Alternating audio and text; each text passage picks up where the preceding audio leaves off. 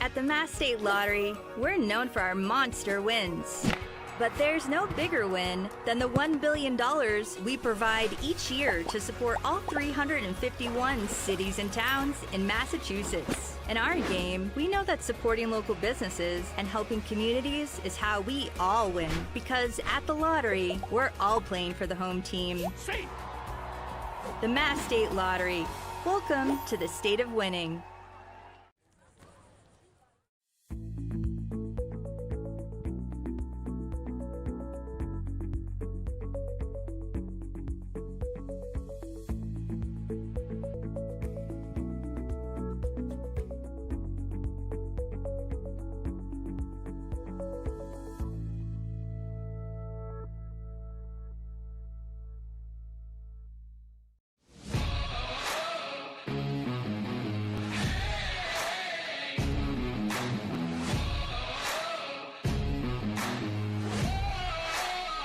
You're listening to Hyannis Harbor Hawks baseball on the Harbor Hawks Baseball Network. Alongside Charlie Adams and Max Schwartzberg, my name is Quincy Bell. Today is game number 3 of the Cape Cod Baseball League season. Both the Harwich Mariners and Hyannis Harbor Hawks enter this match. Strikes, and we saw a phenomenal baseball game yesterday, folks. Hyannis, a 5-0 win over Wareham. All runs came in the first inning, and I think one of the reasons why you can appreciate a game like that is that it was largely clean. Opening day, Brewster had some hiccups, Hyannis had some hiccups. Both these teams are going to want to stay in the strike zone. That is going to be what is key, and that's probably going to be what's going to separate these two tonight.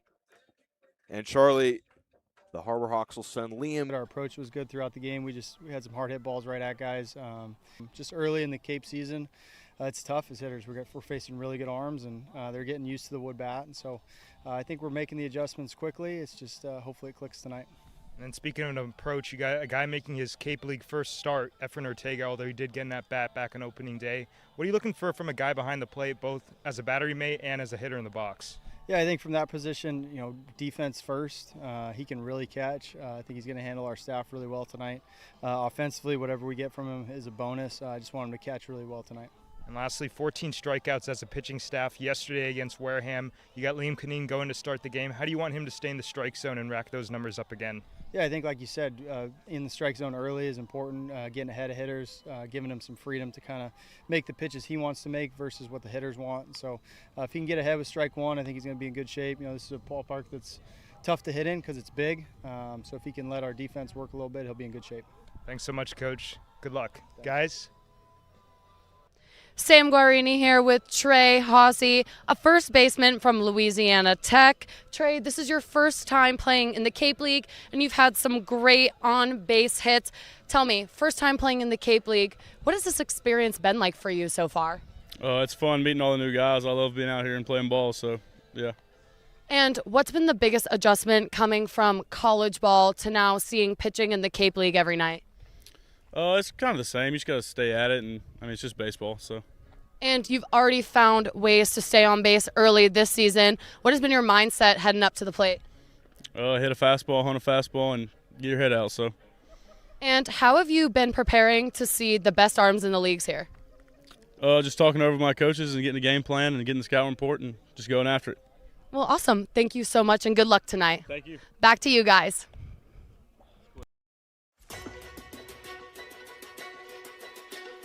I think, Dean, they're allowing you to find your own success and your own true independence.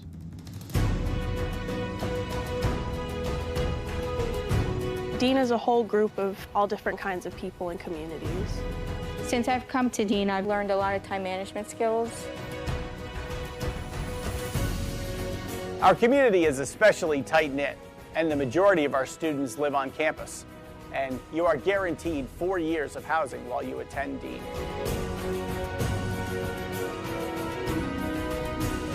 Dean is just full of opportunities for you to embrace, to welcome, so you can change yourself to who you want to be and form your career for the future. So go through that, all right? Think that way.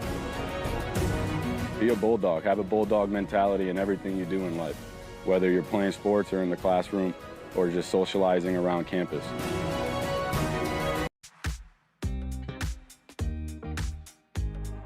When it comes to delicious food, the best place to start is with great appliances. And Cam Appliances is your one-stop shop for any budget with brands like Thermador, Viking, Bosch, GE, and so much more. Cam Appliances, sales, delivery, installation, and service in the heart of your home with locations in Hyannis, Nantucket, and Hanover.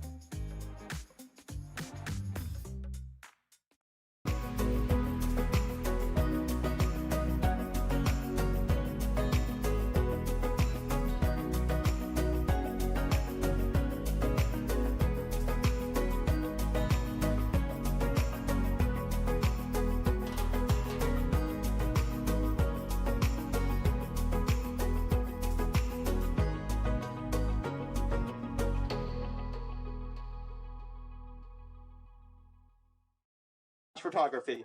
Thank you. Here at White House Field, we are just moments away from first pitch between the Harwich Mariners and the Hyannis Harbor Hawks. The visiting squad, the Harbor Hawks, will hit first, and here's how head coach Mitch Carricker lines them up. Charlie Bates will lead off, followed by Taylor Kirk, Caden Miller.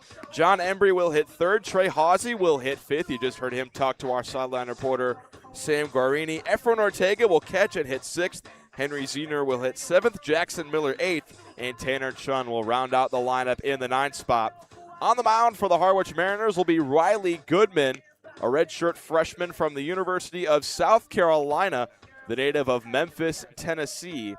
Just finished up his freshman campaign at USC. He made 12 appearances and had an ERA just north of 8. He'll be tasked with the start in game number 3 of the Cape Cod Baseball League season. He was the opening day starter for the Gamecocks this past season, going 3 2/3 and 5 strikeouts, no runs versus Northern Kentucky. And will face a Harbor Hawks lineup that's been able to strike and pick up 7 runs in the first game, 5 runs in game 2. A lot of it with 2 outs, especially yesterday. The shortstop from Stanford, the Harwich Mariners in their home cream jerseys with red lettering and blue trim. The Harbor Hawks in their road orange jerseys with white script lettering and blue numbers. Charlie Bates into the box from the left-handed side. Riley Goodman comes set at his chest into the windup, and we're underway from White House Field. First pitch to Charlie Bates is a fastball that misses just upstairs for ball 1. How lucky are we? We get to have 3 home openers. Of course, our own home opener on opening day. Wareham's yesterday with the flyover, and today Harwich with their home opener. Goodman back into the delivery. Bates swings and pops one high in the air down the first base side, but this ball will hook out of play and into the trees that surround almost all of White House Field here. There's trees throughout the entire outfield and along the first and third base lines. One of the more picturesque ballparks in the Cape Cod Baseball League. Right up there with Catuit. Goodman takes a deep breath. And now Goodman takes a deep breath. And now he delivers. Bates swings and misses at the high fastball.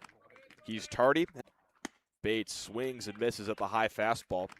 He's tardy and behind to the 9-hitter on opening day. Batted second yesterday and here batting leadoff. The native of Palo Alto, California, finds himself behind in the SEC, which Goodman is. Here's the 2-2. Fastball right down Broadway for strike 3. Bates caught looking, and Goodman has the first out of his outing. Shake of the head from Bates as he makes his way back to the dugout. Number 34, it was more on Taylor himself Kirk. for not keeping the at-bat going there with 2 strikes. Strong start for Goodman. In steps Taylor Kirk, who is currently looking for a new home to play his collegiate ball. He spent this last year at Fordham, but he's right now in the transfer portal. He steps in from the right-hand side to face the righty Goodman, who's back into the windup. Fastball misses just outside on pitch number 1. Kirk rocking a 2-game hit streak through the first 2 games of this season. He went 1 for 4 with a single on opening day and yesterday. On the first inning, the final run of that 5-run first for Hyannis being thrown out. It's a looping fly ball towards shallow right. Coming in as Colin Larson. And he settles under it to make the catch for the second out of the inning. All 5 of those runs came with 2 outs, so just like right now, Caden Miller will look to keep the inning going as he digs in from the left-handed side. Goodman fires the first pitch, and it's a fastball that just misses outside for ball 1. For back-to-back days, we've had a bit of a scorcher pregame and then the cloud cover coming in here right as we get underway. Nice cool temperatures with some heavy cloud cover here in Harwich, Massachusetts. Back into the windup, Riley Goodman. Miller swings and fouls one straight back. Just a tad late on the fastball at 98 that time. Mostly thanks to a home run and a double that he hit on opening day. It hit Miller on the toe. He is wobbling with some pain on his left foot. He will keep the inning. We'll have a look at him. Tough spot to take a pitch off. Luckily on the off-base coach's box. Miller, one of the more highest field. This ball will get down for a base hit. It's cut off by Peltier before it gets to the corner. Miller hustling into third. He's in there with a feet-first slide. And Embry keeps the inning alive with a 2-out single. And Peltier never stopped running on his way to cut off that ball and throw it back into the infield. That kept Embry at first base with a single. Still runners on the corners. And the story of the season for Hyannis through 2 games of this season is the hitting they've been doing with 2 outs in an inning. They scored 4 runs with 2 outs in the 5th inning on opening day against Brewster, and 5 runs in the 1st inning yesterday after 2 quick outs. And Trey Hawsey digs in from the left-handed side with runners on the corners and 2 out here in the 1st, trying to keep that trend going. Here's the first pitch from Goodman, and Hawsey takes a fastball high and away for ball 1. Hawsey was the man of the hour yesterday on the hitting side. He went 3 for 5 with 3 singles. Came around to score a run in that 1st inning. 1st and 3rd, 2 out, 1 out count to the Harbor Hawks DH today. Hawsey swings, and he's well late on a fastball for strike 1. Yesterday, Hawsey was doing a good job just putting the bat on the ball. Not really going for solid contact, just getting the ball out and over the infield, dropping in for some singles. His 3rd single, a little bit more hard hit, ended up finishing at third base. 1-1. Hawsey swings and hooks one in the air down the third base line, but it'll slice out of play. 1-2 the count on Hawsey, who played his collegiate ball this past season at Louisiana Tech. But he is also currently looking for a new home in the transfer portal right now. 1-2 the count. Set at the belt is Riley Goodman. And here's the pitch. Hawsey again fouls one away down that third base side.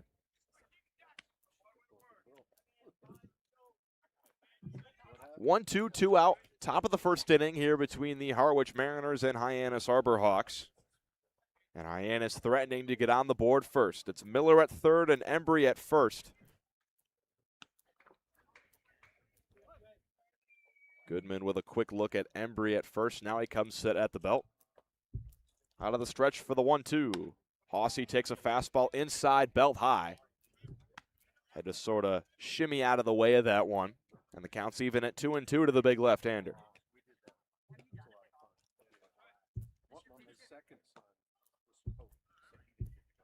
Goodman looking to get out of damage and escape the 1st inning unscathed. 2-2 now. Hawsey fouls one straight back at the feet. Plate umpire Carl Rodriguez will walk out and give Goodman a new ball to throw. Some good courtesy from the home plate umpire as Hawsey with a strong fight here in the 5 spot in the Harbor Hawks batting order, trying to keep the inning alive. Carl Rodriguez, your plate umpire today. It's Robert Melms at 1st base and Joseph Hilton at 3rd base today. Still 2-2 on Trey Hawsey with runners on the corners and 2 out. Goodman fires again. Swing and a miss. Hawsey caught fishing at the slider beneath the zone. 2 strikeouts in the 1st inning for Riley Goodman. No score as we head to the bottom of the 1st here from White House Field.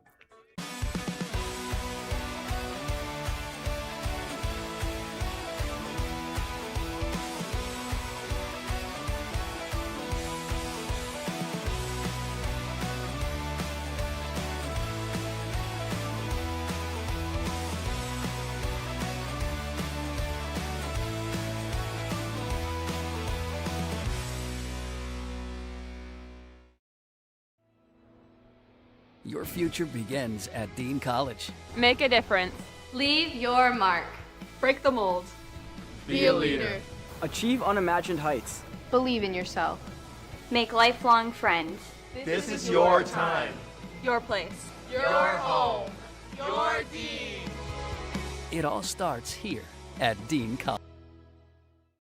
Of Cape Cod Bottom of the Monomoy first, Real just Estate moments and away from Construction starting here in and Harwich, pretty Massachusetts, and we'll picky take a look properties. at the Select starting vacation lineup rentals. for the Pretty Harwich picky in Mariners Monomoy. playing in their first team home with game of the everything you need to hit a real 2026 estate season. home run in It's Cape Cod. Julio, JP Peltier hit 6th, Quinton Coates 7th, Connor Capisi 8th, and Colin Larson will hit 9th. Liam Kineen gets the start for the Harbor Hawks.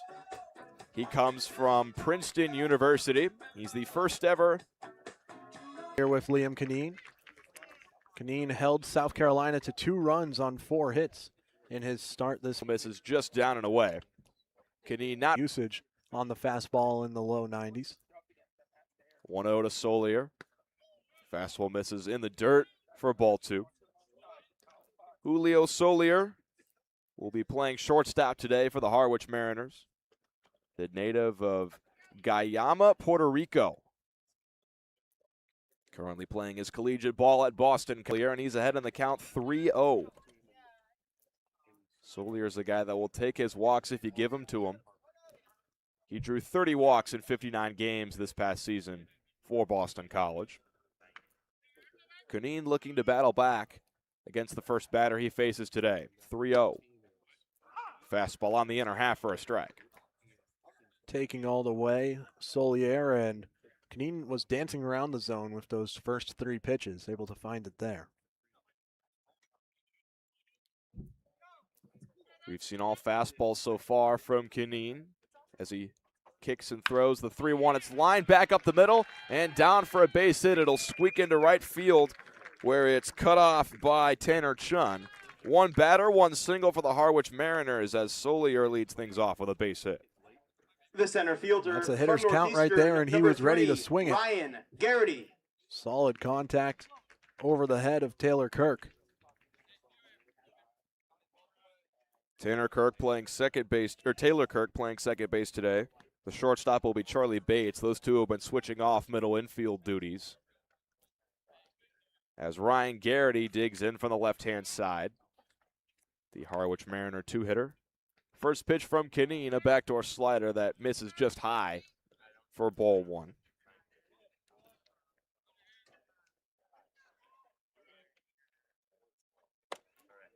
Strong leadoff at first for Solier. 1-0 from Kineen. Fastball at the knees, just low for ball 2. Garrity, a native of Franklin, Massachusetts, stands at 5'11", 195. He just finished up his junior year at Northeastern. Strong leadoff at first again for Solier. Pickoff as Kineen checks on him, but he's just back in time with a head-first dive.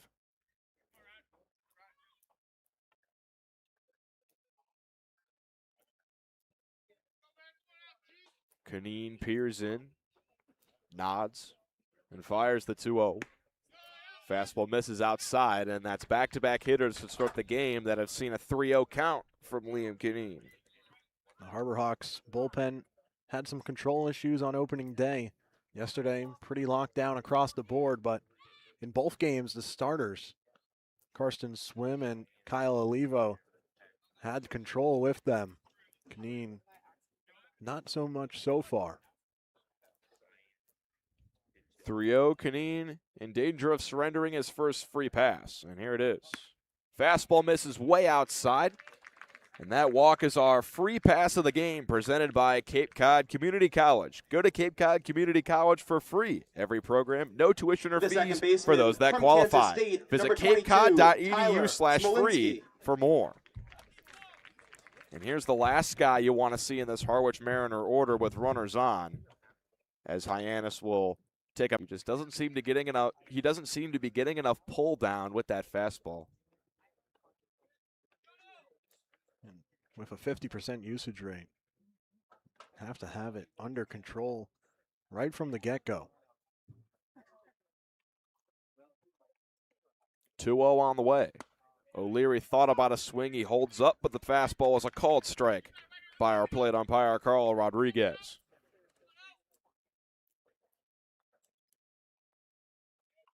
Two-one, one out. As Canine looking to dance out of damage here in inning number 1. Kicks and fires. Fouled straight back into the fencing behind home plate by O'Leary. And Canine, one strike away from what would be a massive K with one out here. When you got runners on second or third and only one out, that strikeout is huge because with 2 outs, you'd only need you would need a single to get those runs home. 2-2 on the way. Swing and a miss. A beautiful backdoor slider out of the right arm of Liam Canine, and O'Leary caught chasing at that one. And Charlie, that's a big second out. And it was a The first late baseman decision from Francis Marion, Sean number O'Leary 19, Charlie Bussey. to even go around on that. Yeah, those backdoor breaking balls, sometimes by the time you realize they're going to come back over the plate, it's too late. It'll be up to Charlie Bussey to get the runs home in the first for Harwich. He hits with runners on second and third and 2 out. He swings at the first pitch and grounds it over to short. Sliding stop by Charlie Bates. Throw on to first. Cannot be dug out by Caden Miller. A second run has come into the plate as Garrity slides in safely head first. Harwich with the early lead 2-0 here in their home opener. And that's a costly Bates to stop it, get up, and make the throw onto first. A one-hopper. The left fielder from Wright State. It's to be number determined 13, whether that will be a JP hit or Peltier. an error. It was a great sliding stop over there by Bates, but the throw just couldn't quite be dug out. And now JP Peltier will hit. He got the ground ball that could have gotten him out of the inning. And it is ruled an error by Caden Miller. Bit of a rare first baseman error. That was a tough pick. Dirt. So no RBIs on the play for Charlie Bussey as he stands at first currently. 1-0, he's off for second. The pitch gets away from the catcher Ortega, and Bussey ran into himself at second base. He tripped over the bag and fell to his butt, but he ultimately got up and back to the base after taking a little bit of a tumble. Bit of chaos that could have saved 90 feet as the ball got away from Ortega there. Could be ruled a wild pitch or a passed ball. Pitch was well up and in, but Ortega did get a glove on it. And Canine has fallen behind in the count again. It's 2-0 on JP Peltier. Fastball right down Broadway on 2-0 for a strike. Runs of the game on opening day against the Harbor Hawks before they scored 7 unanswered to take the lead. But this will be the second game where Hyannis will have to play from behind. 2-1, fastball misses inside to JP, and it's now 3-1.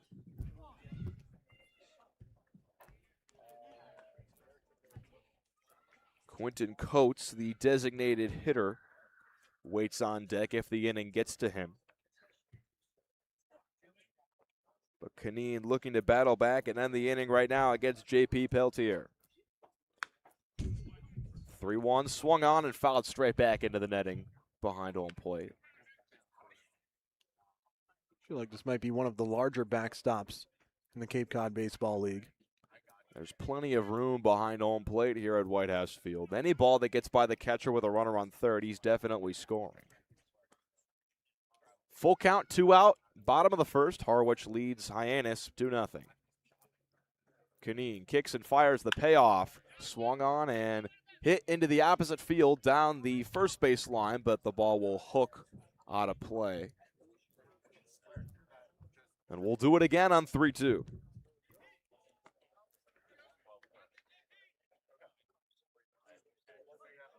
Peltier a rising junior at Wright State, or he just finished up his junior year at Wright State. He'll be transferring to the University of Kentucky. Another payoff. Lined over to third, but an easy catch for John Embry in his first start at third base for Hyannis. But after one inning, the Harwich Mariners get 2 runs on 1 hit and 1 error in the inning. They leave 1 runner on second base. After 1, it's 2-0 Mariners here on the Harbor Hawks Baseball Network. If you can dream it, if you can cruise in it, if you can summer in it, fish from it, or take it for a day at the beach, we can protect it. The Baldwin Group, protecting the possible. There hasn't been a ton of training when it comes to bat speed or products for players to be able to train bat speed.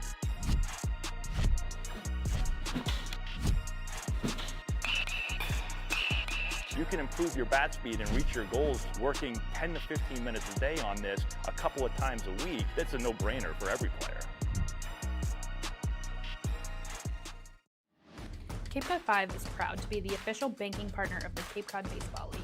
Cape Cod 5 offers a broad range of financial products and services tailored for every stage in your financial journey. Reach out to us. We're here to help.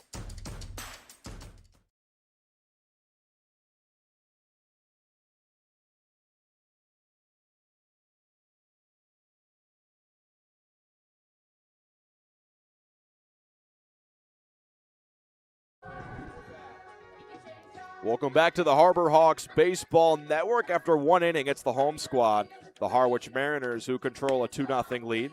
The second inning is brought to you by Cape Cod Orthopedics.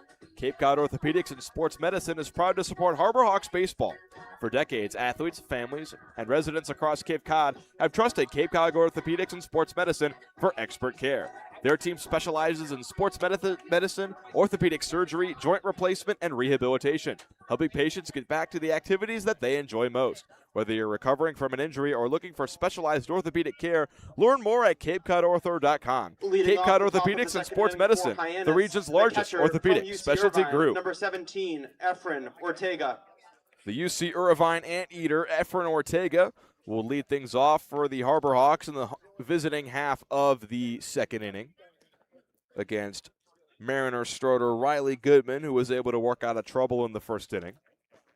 And he's into the windup to start his second inning. Ortega swings to the first pitch and chops one into the Harwich dugout on a high bounce. These dugouts here at Harwich are actually dug into the ground, unlike most dugouts at high school fields that are just a big cage with a fence. Quite a big fan of the in-ground dugout. 0-1, and Ortega takes a slider down and away for ball 1. Ortega has played in 1 game so far this year. He was subbed in to pinch run in the 5th inning on opening day after Blake Primrose went down with a leg injury. Here's the 1-1. Ortega watches another slider down and away for a ball. So he came in halfway through the contest, and he got hit by a pitch in the 7th inning and then grounded out in the 9th inning. So he's really getting his first true action here in Game 3, getting his first start behind the dish. 2-1. He chops one foul again down the first base side.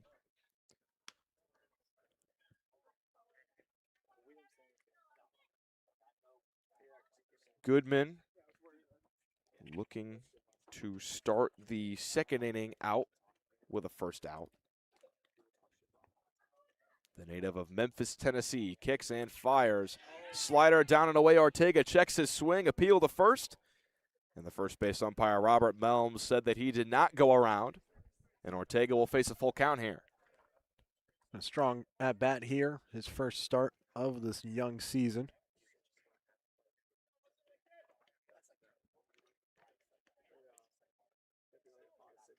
Ortega back into the box. Goodman set. Payoff. Ortega lines one deep in the air down the left field line. Ranging over and making a diving catch is J.P. Peltier. A full extension. He makes the grab for out number 1. Certainly full extension, a tremendous play from Peltier. USC Upstate, number 41, Henry Zanor. Henry Zener now steps in from the left-handed side. This Harwich Mariner defense has not been great in the first 2 games of the season. They've made a couple errors, 2 of them, in fact. Fielding percentage at .972. That's 4th in the Cape Cod League. First pitch to Zener.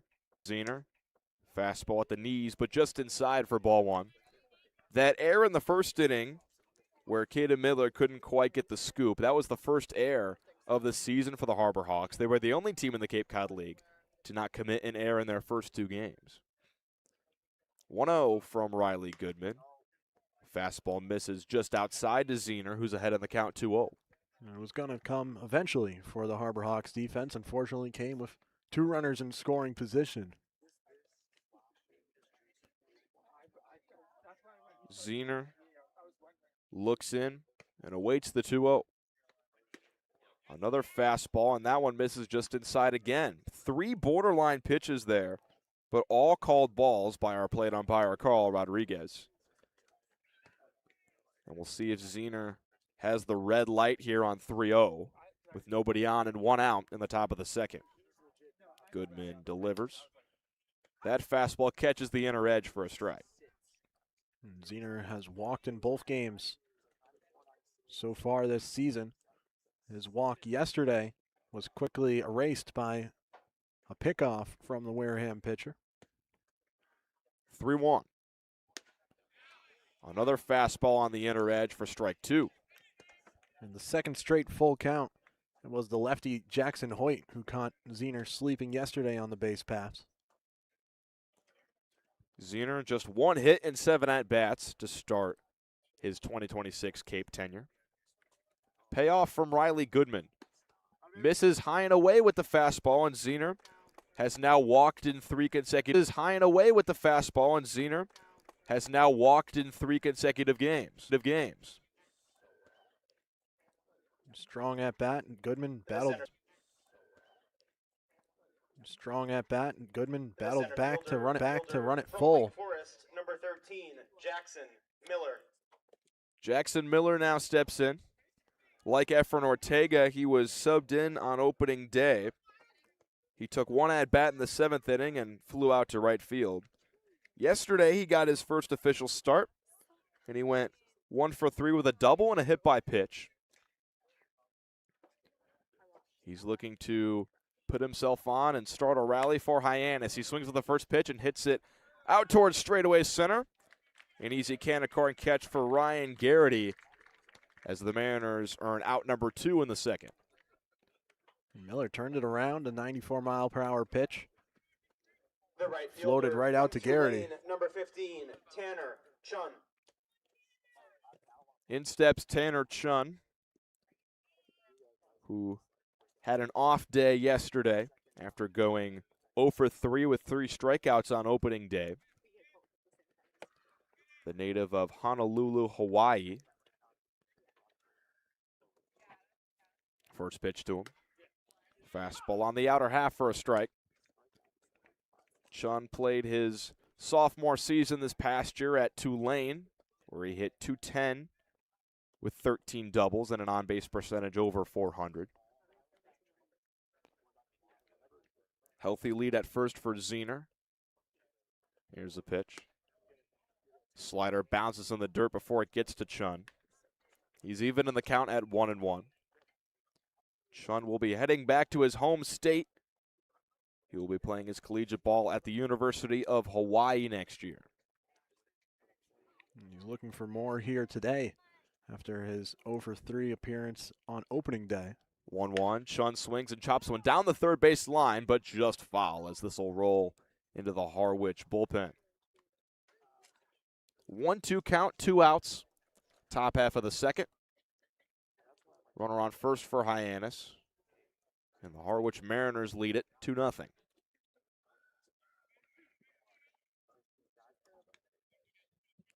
Chun back in for the right-handed side. Goodman looking for his put-away pitch. 1-2. Misses down and away with the slider.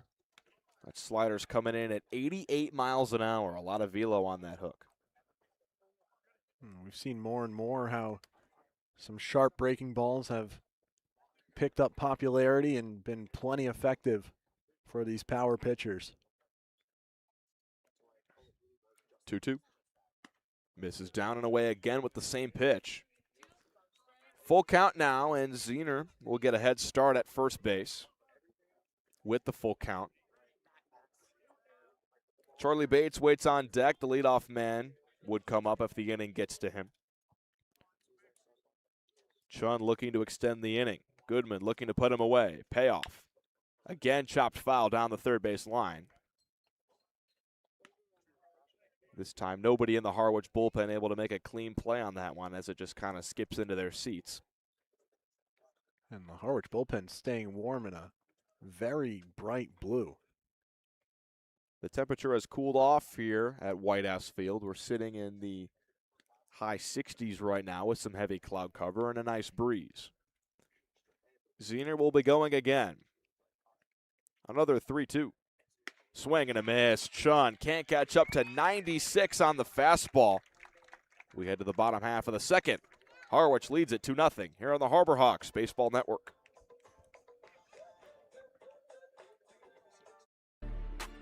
Entirely new bat. You can simply add the puck to it. Players can use this with any bat. It's basically going to shift the weight of the bat a little bit more towards the hands. Players are able to hit the ball a lot harder just by simply adding the puck on.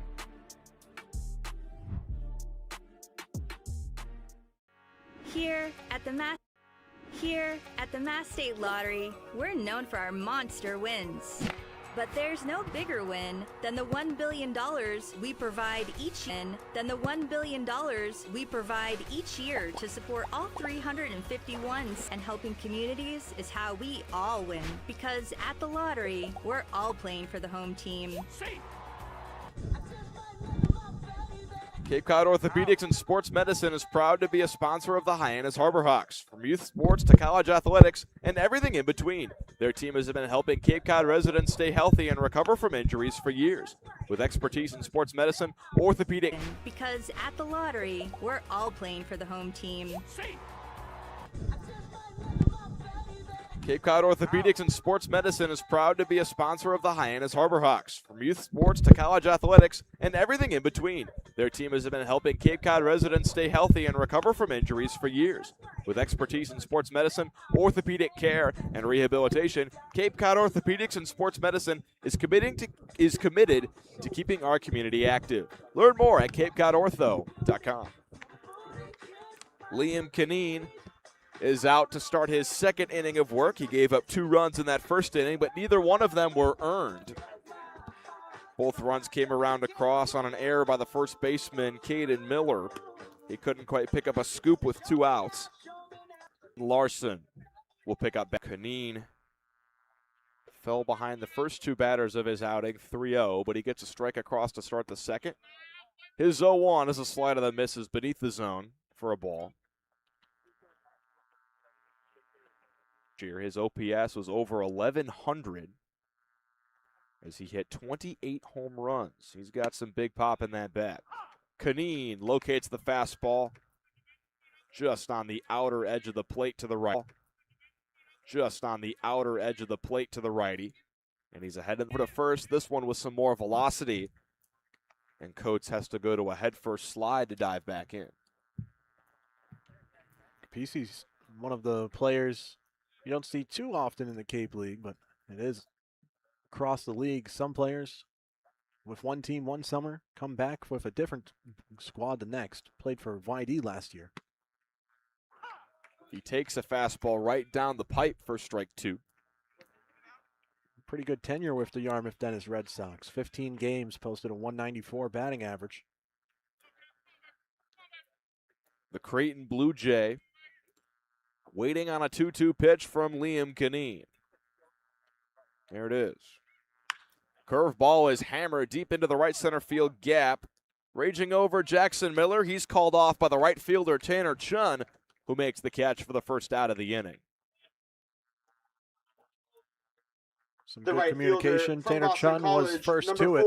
Colin Larson. Jackson Miller as a center fielder could have called him off, but no problem letting Chun take that. Colin Larson now steps in, wearing number 4 for the Harwich Mariners. He'll step in for the left-handed side. 4 lefties in this Harwich Mariner order. He's the last one as the last hitter. First pitch to him. Slider misses down and in. Harwich running with 3 lefties in a row in the heart of their order. Garrity, Smolin, base of the wall. Coates is up to third. He will stay there. And Larson up to second with a double. And once again, the Harwich Mariners have something cooking with 1 out in the second. Hit on the screws, Chun sent straight back College, number 7, and quickly Julio thrown Solier. back in the infield, overthrew the first cutoff man, and Charlie Bates there to scrape it up with no runner trying to score from first to third. His coach settles up at the third base bag. This is the exact spot that Hyannis found themselves in the first inning. Runners on second and third with 1 out. Canine got the strikeout and then induced a ground ball to Charlie Bussey, but the error at first caused those 2 runs to score. First pitch swinging is Solier as he chops one over to third. It's a fair ball, and it squeaks down the line and into the outfield. Both runs will score. Solier up to second with a head-first dive, and he beats the throw with a hustle double. He came in a little bit maybe too hard into second base as he's rolling around. That was a slow chopper, and I think the third baseman, Embry, kind of lost it with that runner at third base, sort of making him a little claustrophobic over there. They might rule that one an error. I'm not sure. And it looks like they will give the hit to Solier. That's his second hit of the game. He singled in the first inning, and now he has a 2 RBI double in the second. Certainly an awkward play for Embry over at third base. So just mountain high chopper getting over his head. Charlie Bates had a good run at it from shortstop, trying to pick it off before eventually Zener. It looks like Harwich has a pinch runner ready if that's what they want to go with. Somebody came out of the dugout with a helmet on. It looked like they were going to pitch run, but instead it's going to be Solier who will tough it out and stay in the game. He gave himself a couple whacks on the forehead before putting the helmet back on.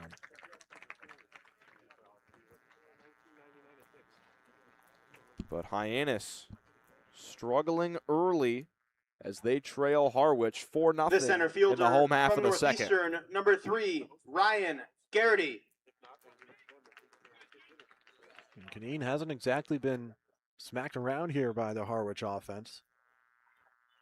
Hardest contact we saw likely on the Larson double moments ago. First pitch to the 2-hitter Garrity. He misses with the backdoor slider. Too far outside to the lefty. Pitch count already approaching 40 for Liam Canine. It was a light day for the bullpen yesterday for the Harbor Hawks, only going to Sebastian Lippman and Cohen Gomez. 0-1, fastball is blown by at Garrity. He's well late on the heater. 1-1 count, 1 out in the bottom of the second inning. The Harwich Mariners lead the Hyannis Harbor Hawks 4-0.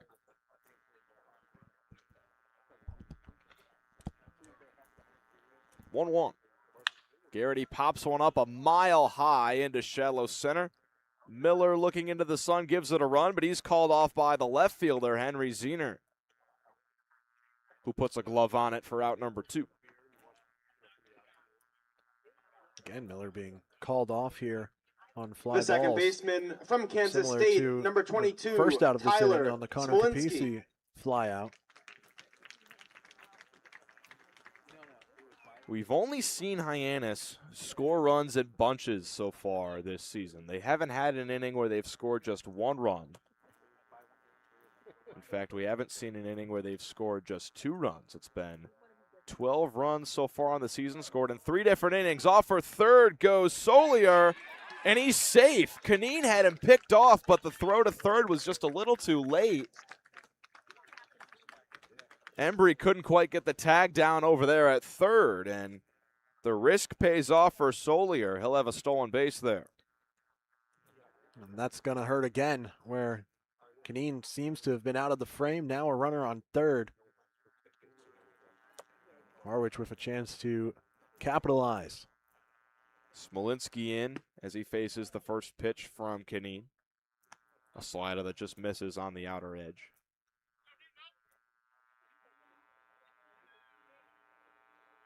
Smolinski grounded out to second base in his first at-bat.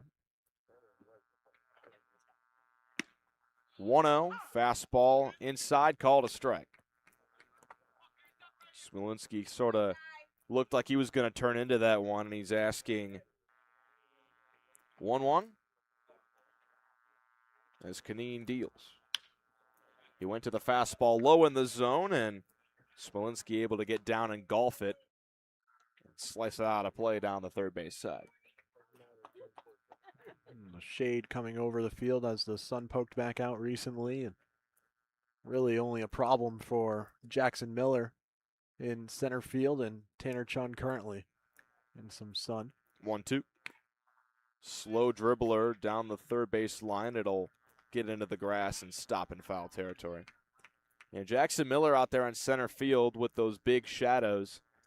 He's currently shielding from the sun with his hand.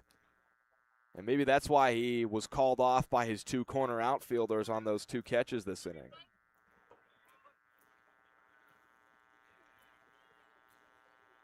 Canine toes the rubber for the 1-2.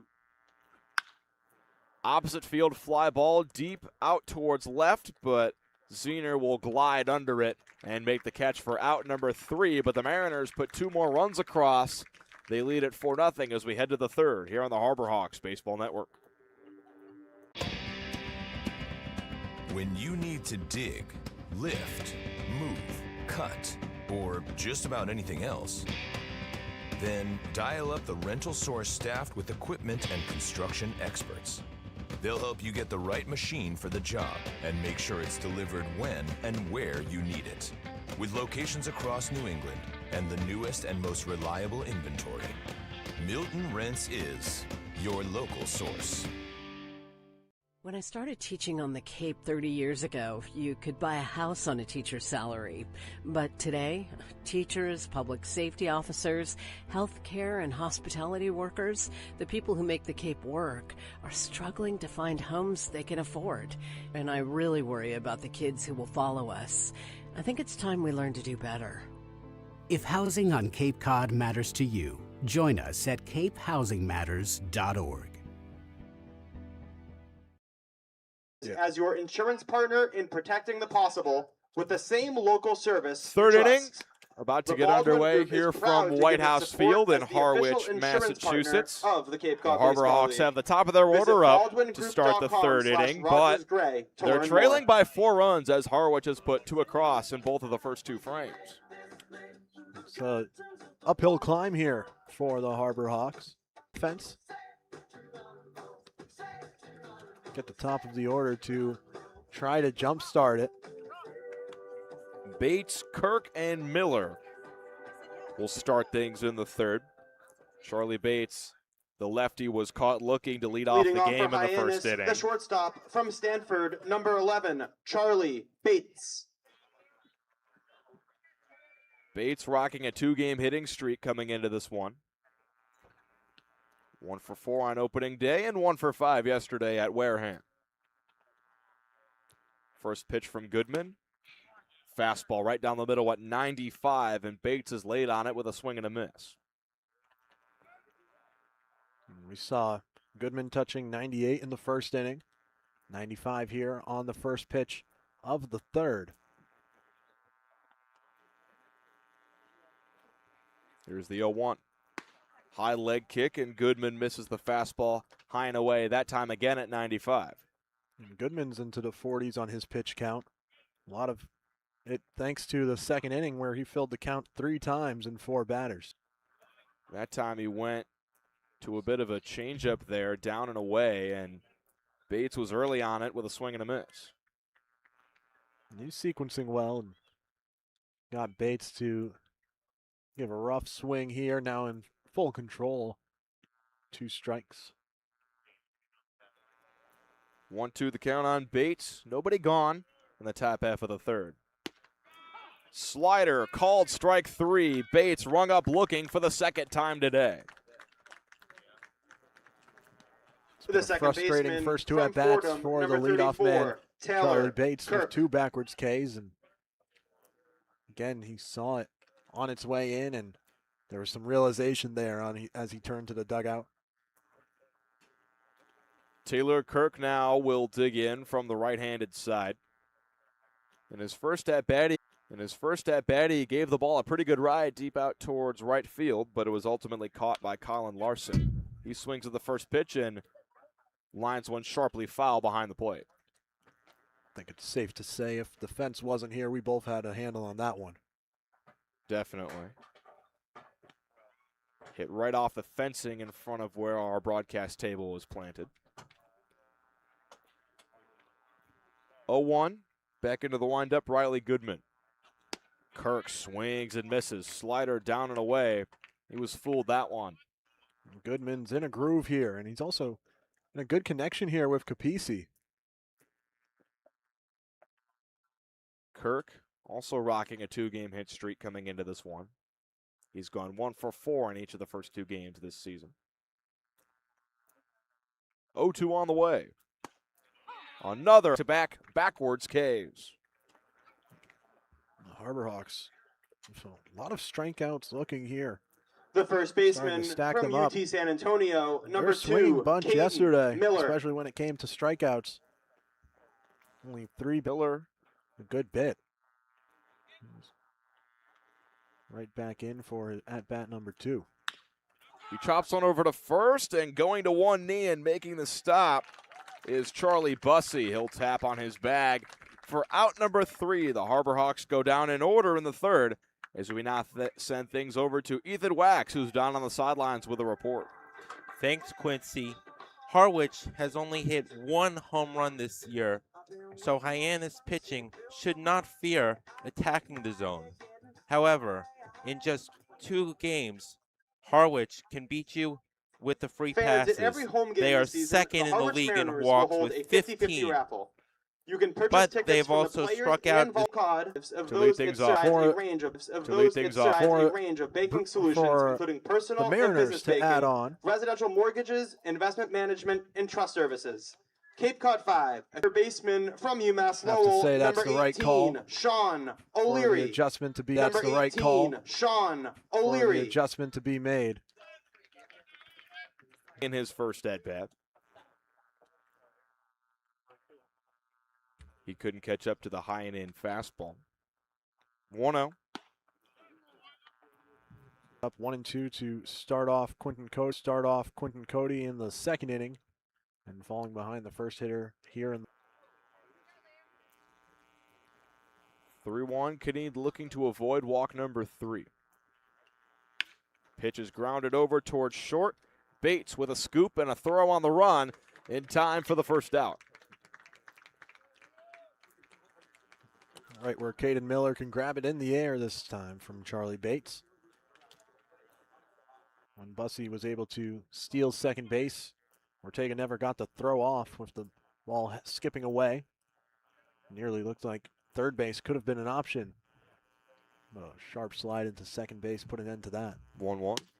He takes another fastball in a similar spot for strike 2. You don't see too many non-Division I players in the Cape Cod League, but, I mean, why not take a flyer on a D2 guy who hit almost 500? Cannot really locate that slider. He bounced that one well short in the dirt. 2-2 count, bottom of the third at first base than we do. So Bussey is on with a single, and you can never take your time with a throw when he's running down the line. Front hip slider, called a strike on him. It's another high chopper to Embry where he doesn't have much choice on. On another strike called on Peltier. He took sort of a half swing looking for strikeout number. Canine still looking at the runner on first. Plenty solid contact from J.P. Peltier, just right where Jackson Miller set up dead center. Outing of Liam Canine. He'll work with a runner on first and 2 out. Here in the bottom of the 3rd. There goes Bussey for second, and then he thought better of it. He stopped, and he'll head back to first. The pitch was a fastball, called a strike on the outer edge. I think he would have had it cleanly with Ortega struggling on the transfer out of his glove. And after seeing that, I don't know if you try again. You're not going to get Ortega twice on the transfer there. Canine will just throw a lollipop pickoff throw over. Bussey was barely even off the bag that time. We'll see if he goes again and fully commits to taking second. He does not go. The fastball misses in the dirt for ball 1. Yesterday's opponent, the Wareham Gatemen, in another battle of two teams looking for their first win against Chatham, up 4-1 over the Anglers. Pick off again over to first. This time Bussey has to go to a headfirst dive to get back in safely.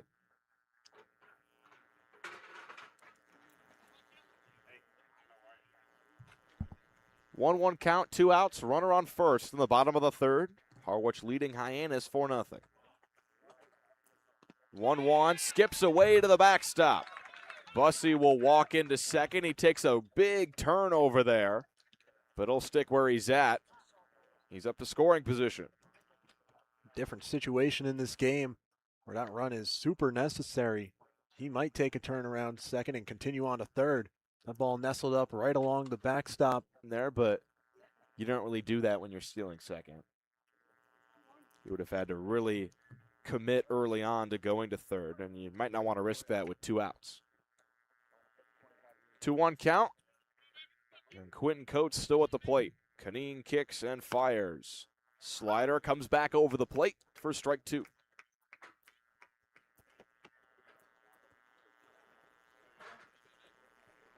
Canine looking for the second strikeout of his outing to get out of the 3rd with no runs allowed. Coates awaiting the 2-2, and Canine will step up and turn around. He takes a look at Bussey at second, but no throw over there. This is likely to be the last we see of Liam Canine in this outing. Pitch count above 60 early in the year. 2-2, that one skips away from Ortega again, and Bussey will take another 90 feet up to third. We know we know Bussey has the speed to take these bags, but it's been helped out here by the Hyannis battery. Full count. Canine looking to put Coates away. Chopper right back to him, and Canine will do it himself. Underhand flip to first in time for the out. So no runs allowed in the 3rd inning for Hyannis. We head to the 4th. The Harbor Hawks still trail the Mariners 4-0. Get ready for big results with our small machines. With more power, performance, comfort, and savings. They're ready for every job. And we're ready with plenty of inventory, the best support in the business, same-day parts availability, and locations across the Northeast. So you can always be ready to work. Milton Cat, always ready.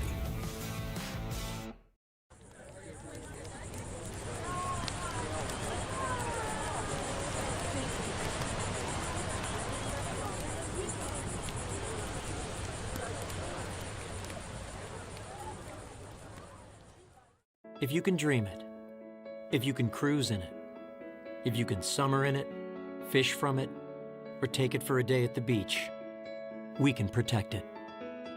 The Baldwin Group, protecting the possible. Join us on November 15th. Welcome back to White House Field. It's the 4th inning, sponsored by the team at the Goldberg Law Group PC in 38 years. And we're proud to support the local events, organizations, and traditions that make this community so special. As the Cape's leading law firm, Goldberg Law Group believes in helping people, building relationships, and giving back whenever we can. That's why we're honored to sponsor the Hyannis Harbor Hawks and another great night of Cape League baseball. Back here for top of the fourth as the Harbor Hawks back on the road for the second straight night, trailing 4-0 here with 4, 5, 6 due up, starting with John Embry. Leading off for Hyannis, the third baseman from Florida Gulf Coast, number 29, John Embry coming from Florida Gulf Coast to the University of Florida in this coming season.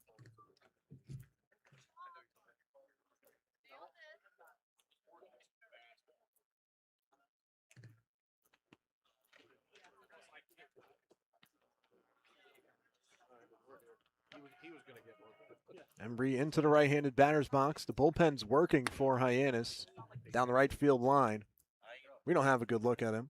No. Have a feeling who's coming in could be Braden Sharp. Got a hinge, maybe. It's Goodman still working on the mound for Harwich. Missed with ball one. And Embry fouls the next pitch he sees straight to the backstop. Get a bit of a ball boy race behind the plate. And a close one and a bobble from Hyannis. Some sportsmanship to hand it back to Harwich. Honestly, I think handing it back to Harwich while they get to keep the ball for a second, that's an extra trip out to put it back into play. Saves them a little work for the Hyannis side. I mean, no complaints. 1-1. Sent out towards right field. Crashing it. Embry. A sharp turnaround first and sticks at the first base bag. On base, 2 for 2 today, and that's after another 2-hit performance yesterday. The designated hitter from Louisiana. As Ozzie and Caden Miller continue to switch back and forth. Seems like the Harbor Hawks have some clear pairings so far this season of players trading spots between Charlie Bates and Taylor Kirk, switching off up the middle between second and short. And Ozzie and Caden Miller switching off between first and DH.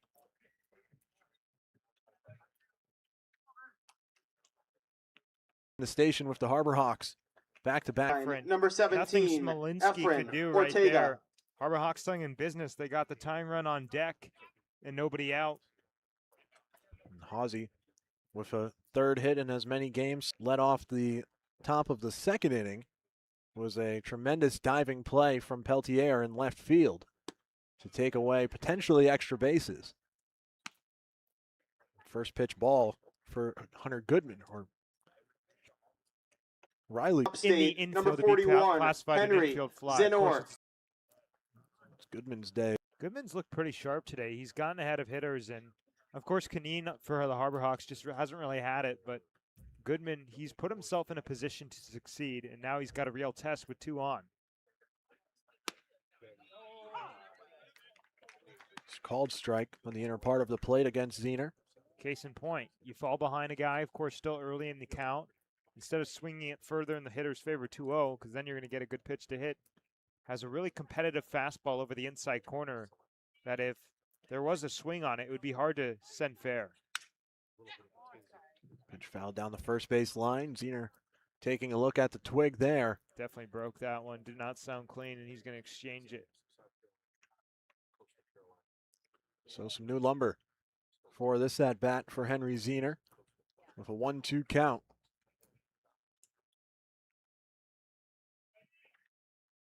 Not as much pine tar on this one. Fresh wood bat coming up to the plate. Have we seen a torpedo bat here on the Cape? I don't believe so. It was really interesting how much that took the MLB by storm and then really faded out. And their poster boy, Anthony Volpe, can barely stay in the majors. Yeah. Inside on the 1-2, evens the count at 2-2. Folks, if you don't know what a torpedo bat is, it basically means the big part of the barrel is closer to the label, so the top of the bat is a lot more skinny.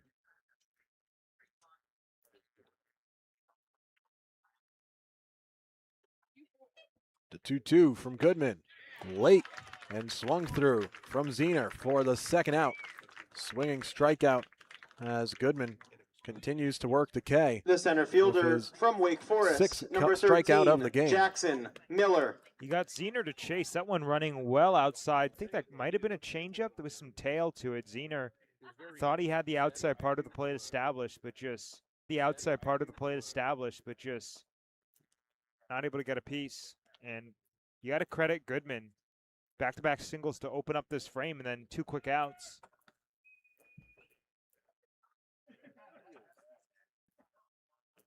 It'd be huge for Hyannis to just chip away. Of course, a 4-rusher off your pitch, just chip away. Of course, a 4-rusher off your pitching staff, which is. Miller flew out when we've seen some home runs at this field. Surprised in when past seasons. some of them have not. Seen some home runs at this field. Surprised in when past seasons. some of them have not. And it was very late July. It was one of the colder nights on the Cape, and it was hit over 104 miles an hour off the bat. To right center field, and it was caught at the wall. Instead, it's a called strike.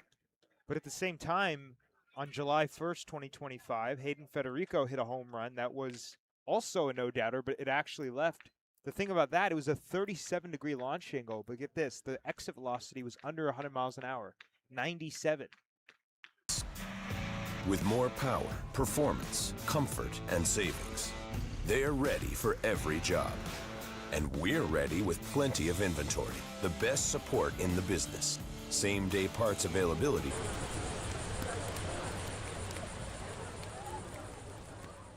Fish from it or take it for a day at the beach. We can protect it. The Baldwin Group. Protecting the Cape Cod Baseball White League. House Field. Go to Cape Cod Did you know Community Goldberg College Law Group for presents organizations and traditions that make this community so special? As the Cape's leading law firm, Goldberg Law Group believes in helping people, building relationships, and giving back whenever we can. That's why we're honored to sponsor the Hyannis Harbor Hawks and another great night of Cape League baseball. New pitcher on the mound for Hyannis. As we predicted, Braden Sharp enters the game. That closes the door on Liam Canine, who just didn't really have it today. He was a little bit wild from start to finish, but was interesting is only 2 appearances, at least this past spring. Fastball sits in the low 90s for Sharp, but he's got a nice pitch mix. Spin the breaking ball, gets a lot of snappage on it, gets those high RPMs. That makes it so hard to see. I don't believe so. I think I just made that up, but I have my doubts. He really gets on top of it is what I'm trying to say, and those RPMs go way up. There it is. Got a half swing, and the appeal down to Robert Melms confirms the strike on the check. That one was approaching one you might be able to just call at the plate. A lot of the normal curves. Number 4, just the second Colin strikeout of the game Larson. for Hyannis, which has been a big change in pace compared to last night's 5-0 win against Wareham. Hyannis struck out 24 hours ago, but hey, if you get outs, that's all that matters. But the problem is Hyannis has not gotten outs efficiently. 4 runs through the first 3+. They're just going to have to lock it down here in the middle. Colin Larson up to the plate. Now showing bunt. Sharp right off the mound. Throws onto first. And it got there in time by about 4 steps. So bunting for a hit. Instead, it's a second out. Well, interesting to see him choose the third baseline. Of course, it was a little bit of a spontaneous bunt, but when there's a lefty on the hill, he falls off towards the third base side, which means if you were to be able to pick where you want to bunt the baseball, it would be the first base side because the lefty falling away from that. So it was kind of bunted right back to him in that third base vicinity. Number 7, that gave him Julio enough time Solier. to receive the ball, plant, fire, and make the out. Really nice play. Sharp. Certainly happy to see that on the first pitch. Gets an out and does it all himself. Economical. Meeting between third base coach for the Harwich Mariners and the leadoff bat in the batting order, Julio Solier, as the lineup flips over after Colin Larson. Larson had a double in his last at-bat, but of course it was not as simple as just a clear double into the gap. That chopper over the head of John Embry. You know what's interesting? Charlie Bates seems to have a beat on it in the infield dirt match. And runner left on second base for the Mariners in the bottom of the 4th. We'll be right back on the Harbor Hawks Baseball Network.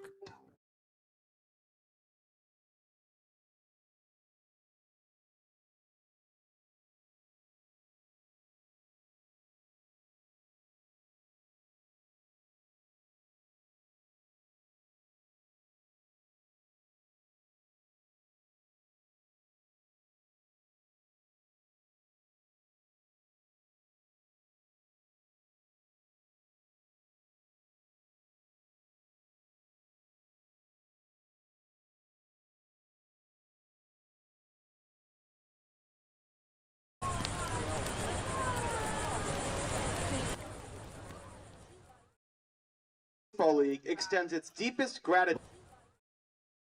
Welcome back, to the Tuchford from owners of the welcome back, Tuchford from Boston Vanderbilt Red to Sox. Houston. They made The lasting investments in 219-pound youth lefty and strong League. offense. Veolia North America offers a spectrum of water, waste. But I mean, if there's ever a time to turn a page, it's in summer ball. And understand when you The come right out here to the fielder Cape, from you have Tulane, an number opportunity. 15. And all it takes is one, Chaz.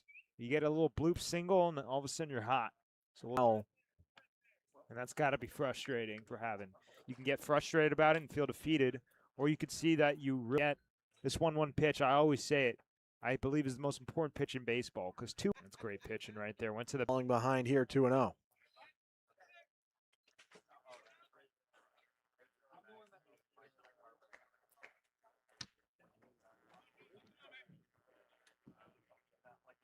The 2-0 pitch. Fouled into the mitt and popped out for Capisi. It's the first strike of the at-bat. Counts 2-1. Must feel good to throw a strike for Scholes, but pretty big shoes to fill after the starter Goodman was so sharp. Sometimes guys, of course, they warm up before they come in, but they also warm up a bit when they start their outing. It just takes them some time, so maybe Hyannis could take advantage. Broken bat from Taylor Kirk. Could be two. It's trickling down and only plays to first as Solier throws it on and gets Taylor Kirk, but both runners advance 90 feet with one away. Well, basically works like a sacrifice bunt. The of course, first not down in baseman the from scorebook, UT but San Taylor Kirk Antonio, almost number legged that 2, one out. The Caden speedster, Miller. formerly out of Fordham, now in the portal. He had a plethora of stolen bases this past spring, 30 in 55 games, and shows off the speed. The wheels right there, almost legs it out. Now Caden Miller was hit by a pitch in the first and grounded out to first base to end the third inning. Gets the chance with runners on second and third as the ball away. Play at the plate, sliding in feet first. Tanner Chun in with the first Harbor Hawks run. Well, we'll see what they rule this one. I mean, I do think it'll be a wild pitch, but that's one that Connor Capisi probably would admit that he should have gotten, largely because he elected not to get down to 2. Regardless, Hyannis is on the board, and they got another run 90 feet away. Now Charlie Bates over at third base on a 1-0 count for Caden Miller.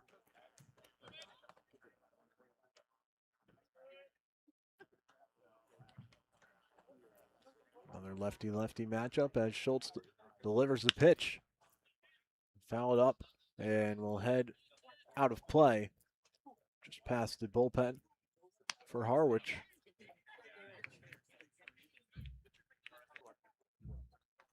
Would also provide a strong second out with another run 90 feet away.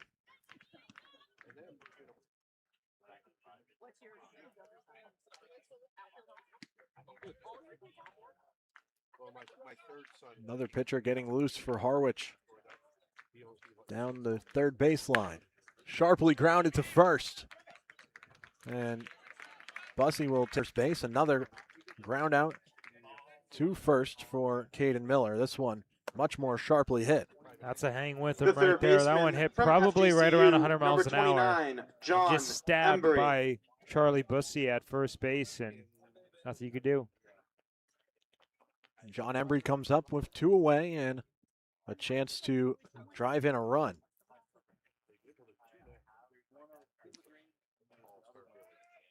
Embry made a strong impression. The first pitch drops in for a strike at 74 miles per hour. There's that Uncle Charlie, 12-6.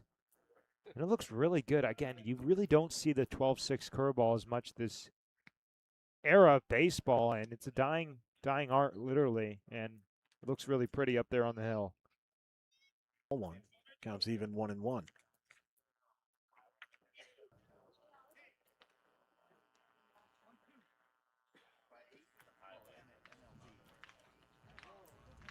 Inside corner. And it's becoming pretty consistent. Of course, I don't know if that's intentional. Maybe it's just a subconscious catching location thing for Capisi, but maybe Harbor Hawks can pick up on that. The 2-2. Breaker can't find the zone, and the count runs full. You got Hossie waiting on deck, who is a lefty, so arguably the better matchup on deck. But at this point, with a 4-1 lead, you're going to try to go right after Embry, Hyannis' hottest hitter. Full count pitch. Ripped right to the bullpen of Harwich. Smacking off the fence. And that's why they have their, as long as they can, things up first and third with 2 away. Continues the inning for Trey Hawsey. The designated hitter from Louisiana Tech, number 36, and Trey now you got the tying run Hawsey. coming up to the plate. Trey Hawsey representing the tying run, singled in his last at-bat and had 3 of them yesterday. There's a mound visit here. 2 away. See if Schultz will finish this inning or at least have the opportunity to try. He's at 27 pitches, 14 for strikes. 1 run across, leaving us with a 3-run game here. It looks like Brady Miller. Well, it can't be him. Fans, prior to the start of the game, cash was found outside of the merchandise booth. Please check your wallets and make your way to the merchandise booth if you are missing cash. Thank you. The mound visit breaks up here. Oh, it looks like it's Andrew Basil in the bullpen, the Northeastern Husky. So teammates with Ryan Garrity warming up for Harwich.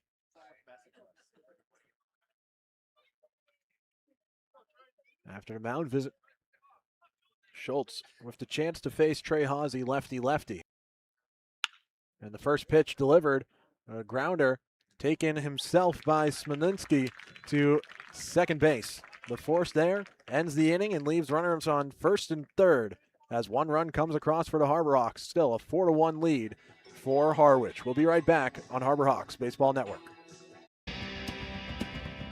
When you need to dig, lift, move, cut, or just about anything else, then dial up the rental source staffed with equipment and construction experts. They'll help you get the right machine for the job and make sure it's delivered when and where you need it. With locations across New England and the newest and most reliable inventory, Milton Rents is your local source. When I started teaching on the Cape 30 years ago, you could buy a house on a teacher's salary. But today, teachers, public safety officers, healthcare and hospitality workers, the people who make the Cape work, are struggling to find homes they can afford. And I really worry about the kids who will follow us. I think it's time we learn to do better. If housing on Cape Cod matters to you, join us at capehousingmatters.org. Padding, windscreens. Welcome back to the Harbor Hawks Baseball Network. It is 3-4-5 due up for the Mariners. And 1 run across for the Harbor Hawks as the offense finds its way into the scoring column, but leaves 2, including Charlie Bates on third base. Sport facilities with Could a have been focus more, on but performance, the Harbor safety, Hawks happy to see long-term 1 run value, get and across. outstanding service. And let's not forget, To learn Hyannis more, caught a visit pretty tough break, that 3 stadionic.com. unassisted for Caden Miller. But Making was sport smoked. facilities iconic. Doesn't always go your way in baseball, but the only thing that Netting you can do if pros. you're Braden Sharp is go back up there and throw a 0. Braden Sharp into his second inning of work, faced 4 batters in the bottom of the 4th. Opened his outing with a strikeout. Got Connor Capisi swinging. 2-out Leading off double for the from Mariners, Julio the second Solier. baseman from Kansas State, Quickly number 22, wrapped Tyler up with a pop-up Smolinski. from Ryan Garrity to Charlie Bates at shortstop to end the 4th inning as Ty Smolinski put an end to the top of the 5th. Steps into the left-handed batter's box. Takes ball 1.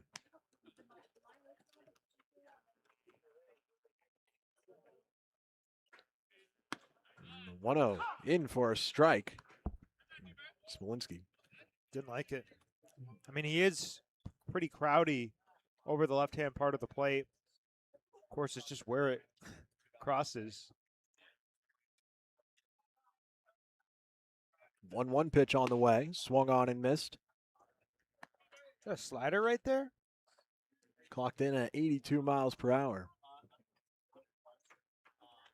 Smolinski in 2026 with Kansas State hit .350 against righties, down to .250 versus lefties.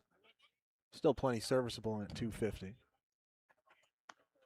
Owl averages out to a very nice number anyways, but yeah, you know, I think college is the first time you really actually see splits taking effect, because in high school, it's not really a big deal. Guys don't throw that hard, but you really notice it when you get to college, let alone the NCAA D1 level. Fouled straight to the backstop. Counts 2-2. No home runs against the lefty in the 2026 season as the Harbor Hawks ball boy wins a race between Harwich. Getting down for that one in the grass behind home plate. 2-2 pitch. Scooped up towards right field. Rolling over for it. Tanner Chun has it. And it's the first out of the bottom of the fifth. I think where you see splits truly take an impact is the third baseman from UMass because Lowell, guys can number make 18, solid contact Sean left-handed. O'Leary. Lefty, I should say. But I think what we just saw, case in point, he was able to get a piece of it, but just a piece, because it's so much harder to see the ball when it's coming at you from the same arm slot. And it results in weaker contact, and weaker contact results in less power, less extra base hits. And we just saw it, a little flare. Right up the middle, Sean O'Leary swinging first pitch. And Taylor Kirk had it for a moment and then had to hold on to it as he bobbled it his way over across the second base bag. And an infield single should be for Sean O'Leary. Well, even if he gloved it down cleanly, that would have been probably still would have had time to get O'Leary, but Marion, number we'll see what they 19, officially Charlie rule this one in the Bussey. scorebook. It is a single infield hit. Charlie Bussey stepping up to the plate here. Has reached base both times and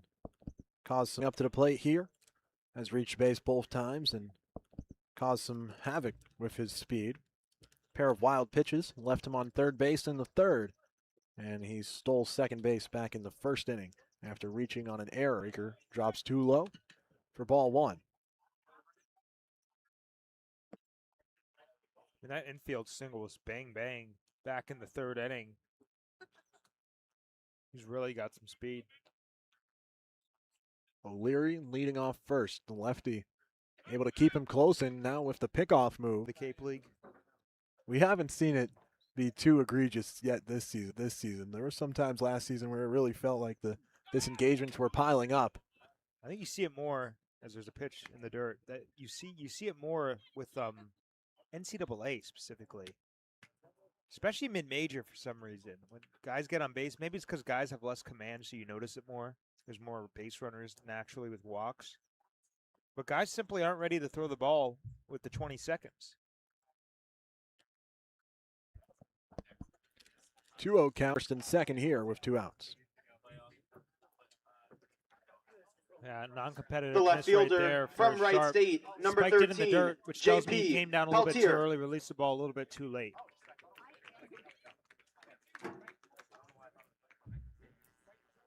So JP Peltier up to the plate, the 6'3" junior, transferred to Kentucky. Had experience in the NCAA tournament with Wright State.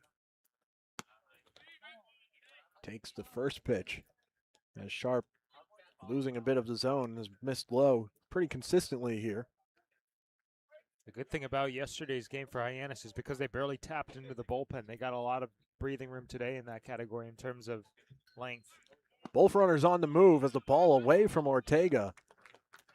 And on the swing, it's a strike as now both runners in scoring position.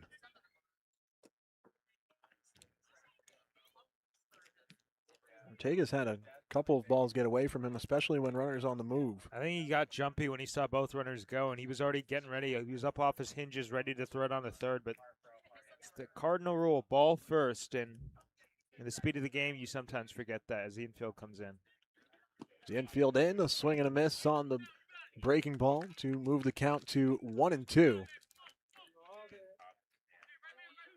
And a big pitch coming up here with one away. First base open, Quentin Coates waits on deck. 1-2. On the off speed again, the breaker gets the swing and miss for back-to-back pitches and a swinging strikeout for out number 2. Beautiful location right there. It was down in the dirt. And he started that over the middle, so it looked like a fastball maybe that was going to clip The the top of the DH zone. from Cincinnati, It just number falls off the 25, face of the Quentin earth, Coates. hitting us so hard. Now Quentin Coates up to the plate for his third at-bat. Ended the third inning with a ground out to Liam Kineen on the mound. And again, swing and miss stuff from Braden Sharp. This time the fastball at 90 miles per hour. Coates was late on it. That's what the off-speed does. It makes the fastball seem that much firmer. The 0-1. Can't get the chase on the off-speed this time. Count moves to 1-1.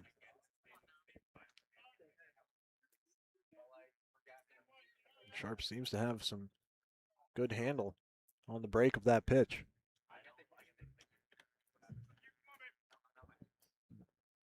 The 1-1 swung on and missed. Change up at 81. Might have been late on that too. Threw the breaking ball the pitch before. Pretty similar speed, but then changeup just kind of changes the eye level. The breaking ball bounces off Ortega, heading towards the Harbor Hawks dugout, and that's a run scored. Coming around from third base, Sean O'Leary in for the run, and Harwich quickly answers back in similar fashion from the fifth inning run in the top of the fifth from Hyannis. Third wild pitch of the day for the Harbor Hawks. They were so clean yesterday. Only 5 freebies as a whole, and not the same story so far today.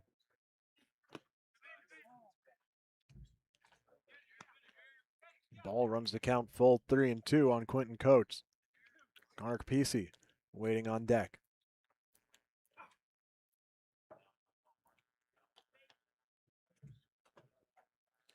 Payoff pitch with 2 outs. Grounded hard to Embry at third base. Thrown across the diamond in plenty of time. That'll do it for the 5th inning. Runner left on third base, but another one comes around to score on the wild pitch previously, as it's a 5-1 game, back to a 4-run lead for the Harwich Mariners here as we head to the 6th.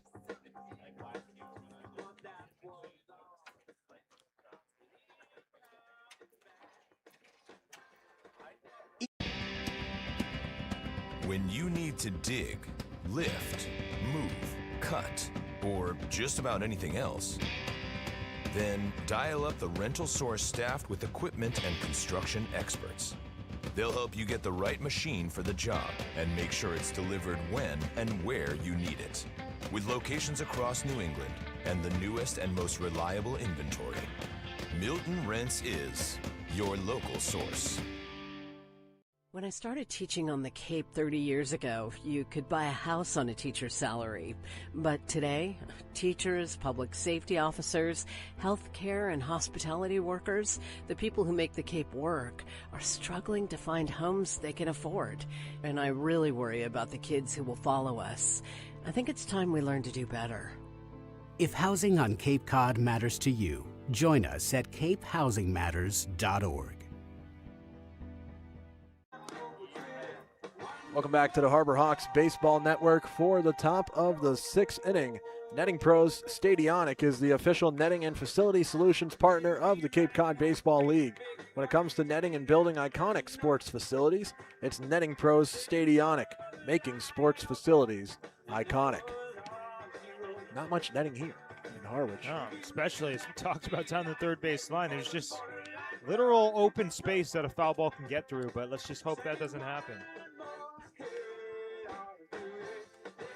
Lying on chain link fence, and probably one of the shorter backstops you'll find in the Cape League here at Monomoy Regional High School. Leading off for Hyannis, a lot of chances for foul the balls. catcher from UC Irvine, number 17, Efren Ortega. Not that many kids out, though. I guess because school's earlier.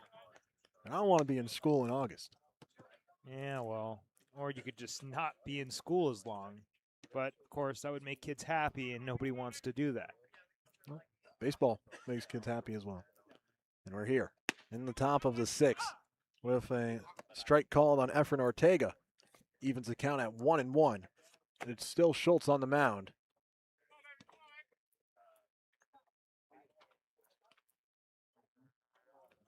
One of the characteristics of White House Field has to be the wooden bleachers on either side, which get pretty packed up. And they were packed up early today, and still plenty of fans in attendance here.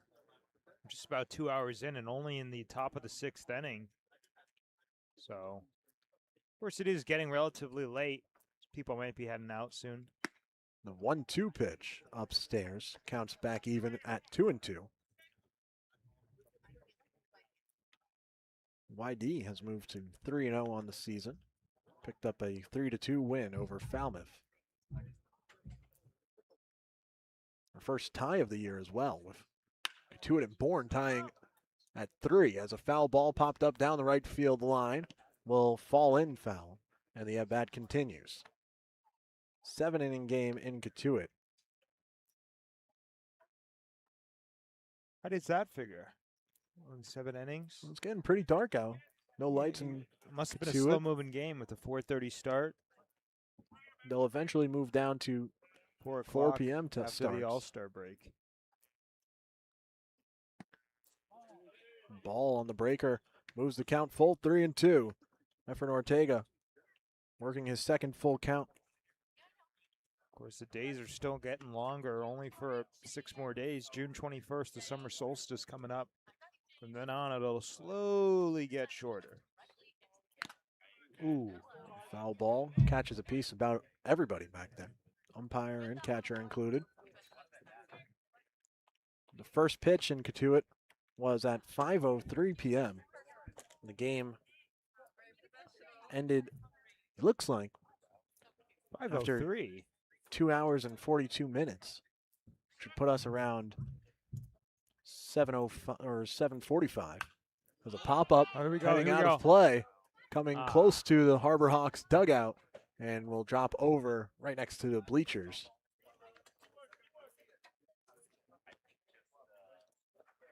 So 7:45 p.m. was when the sun didn't provide enough light to finish the game over in Katuitt. I guess it is, they do start at 5 at this point of the season, and it moves to 4:30.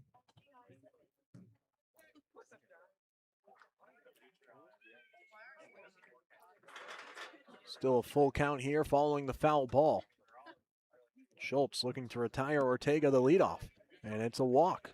So a quality at bat and a leadoff base runner here.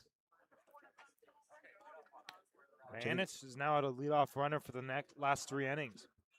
And Ortega, the left fielder from USC Upstate, number 41, under his Henry own power. Zaynor. He was on base pinch running for Blake Primrose in his Harbor Hawks debut. Came around to score after pinch running.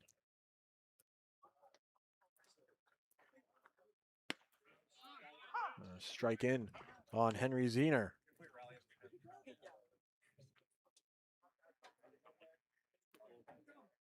Looks like the battle of the winless still in favor of Wareham at this point after 7 innings.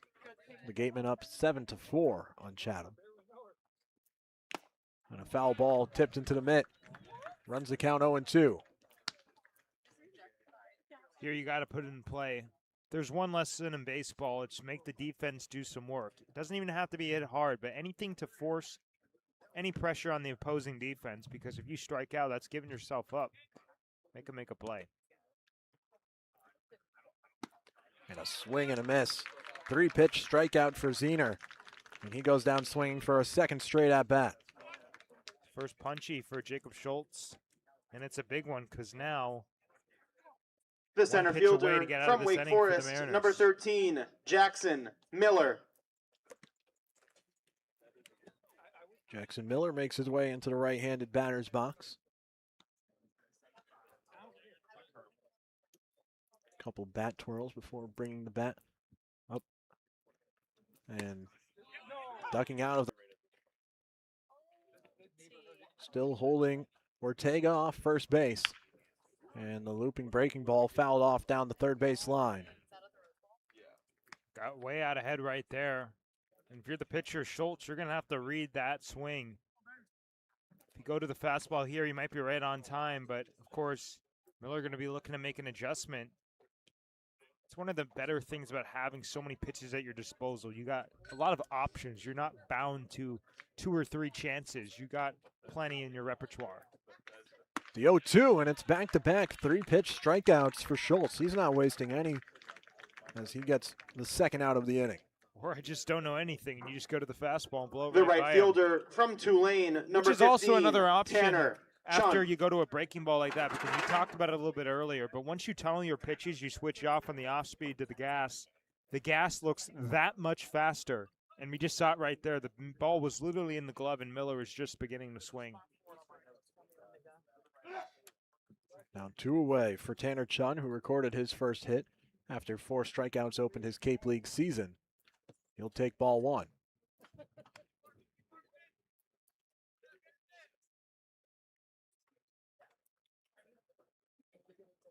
A 1-0 count as Ortega still off first base. The lefty Schultz delivers. Fouled straight to the backstop. Almost getting a piece of our crowd mic as we have another race to the baseball. Ooh. Smoked him. Smoked him. Near injury from the bit of an ankle breaker. Harwich bat boy, but lucky he's got young joints. He's all good.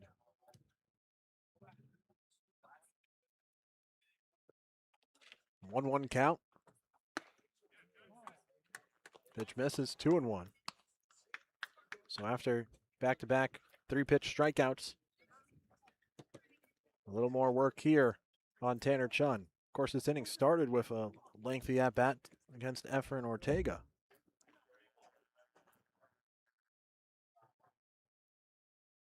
The 2-1.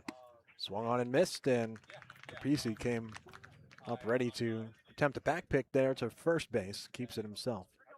And I can't stress enough how much of a good job Schultz is doing really mixing up his pitches, because he just blew 88 past Tanner Chun. And Chun, formerly a member of Tulane, going to be heading over to Hawaii. He's seen much firmer than 88, but he was very late. The 2-2 upstairs counts full. He's seen much harder than 88 today. Goodman. He faced him pretty early on in the second inning, and he was still firing 98, away. I believe. Certainly popping the radar gun. Hitting a baseball so fast, it really comes down to anticipation, because the amount of time it takes to get to the plate is faster than your brain can process it. Full count pitch with 2 outs, and able to turn on it down the third baseline. Keeps the at-bat going. Which means you're basically anticipating where the ball is going to be based on the visual input you have, but you're essentially hitting in past tense because the ball is moving faster than you can visually process exactly where it is. Which is why I stick to the statement, which is largely accepted, that hitting a baseball is the single hardest thing to do in all of sports.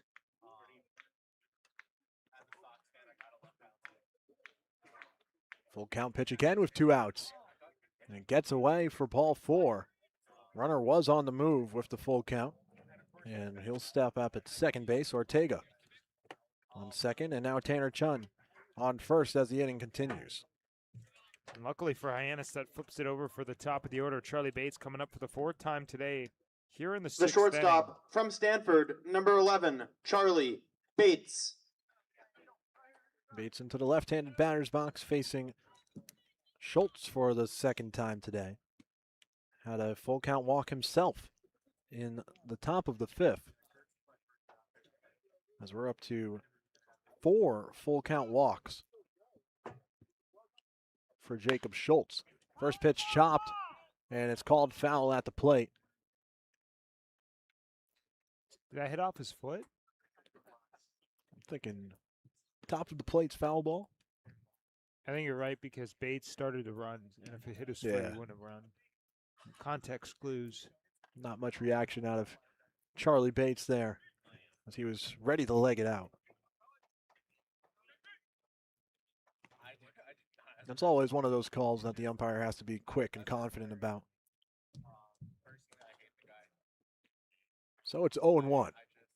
2 away, runners on first and second. The pitch. Can't find the zone. 1-1 here.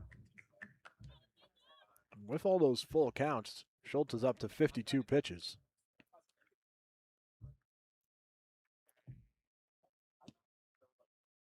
Harwich bullpen's been working for a while here. As skied towards center field, Bates got under it. And taking charge out there is Garrity to put an end to the top of the 6th. 2 runners left on here for Hyannis. Nobody comes across the score, and we'll keep it right here as we send it to Sam Guarini, our sideline reporter here. Although the Hawks were off to a slow start on both sides of the ball tonight, Embury started off with in the fourth with a single, and Trey Hossey followed suit behind him. Tanner Chun also scored a run top of the 5th. These boys are playing with a lot of hustle tonight. It's still early in the season. They have all the tools in their toolbox to succeed. For sales they and just got to rentals find of it and get it Caterpillar done. machinery, Thanks, guys. Back to you. and marine engines, visit MiltonCat.com, your area cat Thanks, dealer. Sam, as we Milton gear up Cat, for the Cape bottom of Islands the 6th Caterpillar here. dealer, is proud to support the Cape Cod Baseball League and its fans all Harbor summer Hawks long. send Braden Sharp back out to mount. Fans, the Harwich Mariners would As like to Eastern would like Propane to and thank Oil is our proud local to team recognize our sponsors, hometown the heroes Hot Stove throughout the Saloon, Cape.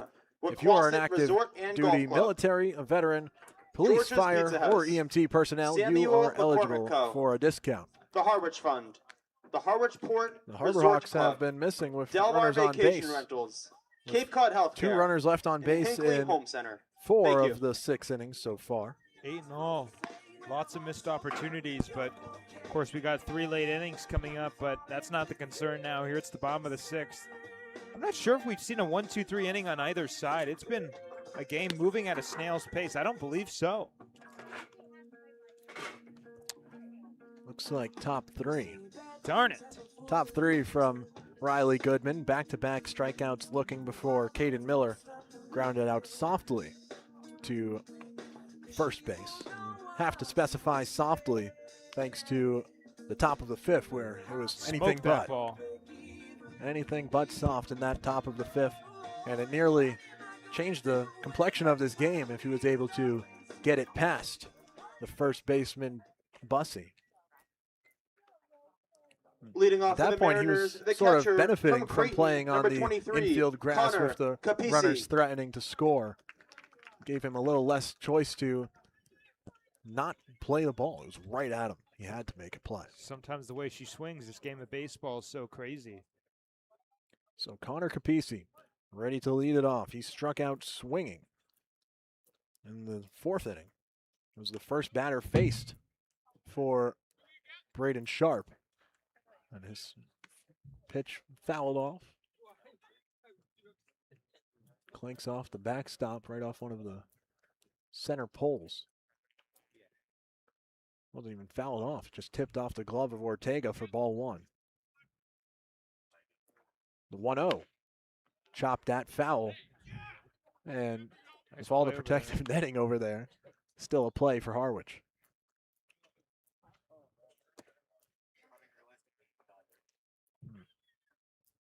Players in the Harwich dugout happy to make that play there.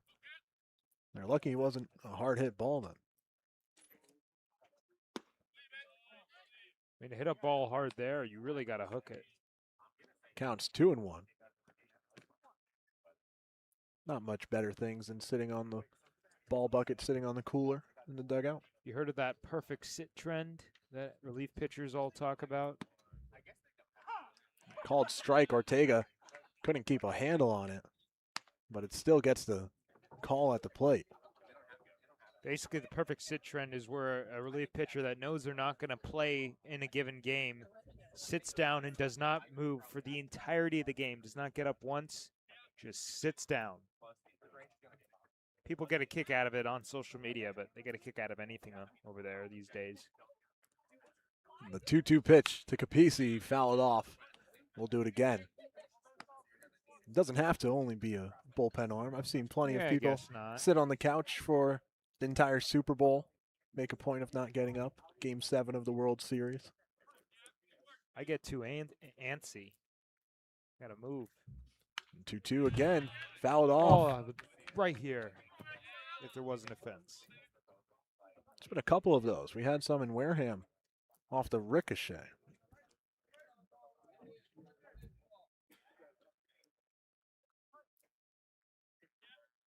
So still 2-2. 7th pitch of that bat. It's a ball inside. Carl Rodriguez behind the plate communicating it very clearly.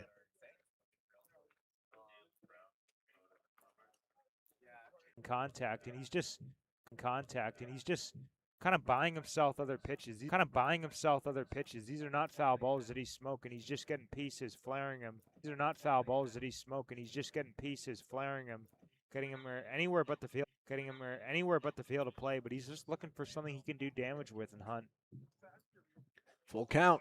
Goes breaking ball, gets the swing and a miss. Ortega collects, throws onto first in time. And it's Braden Sharp who wins the battle.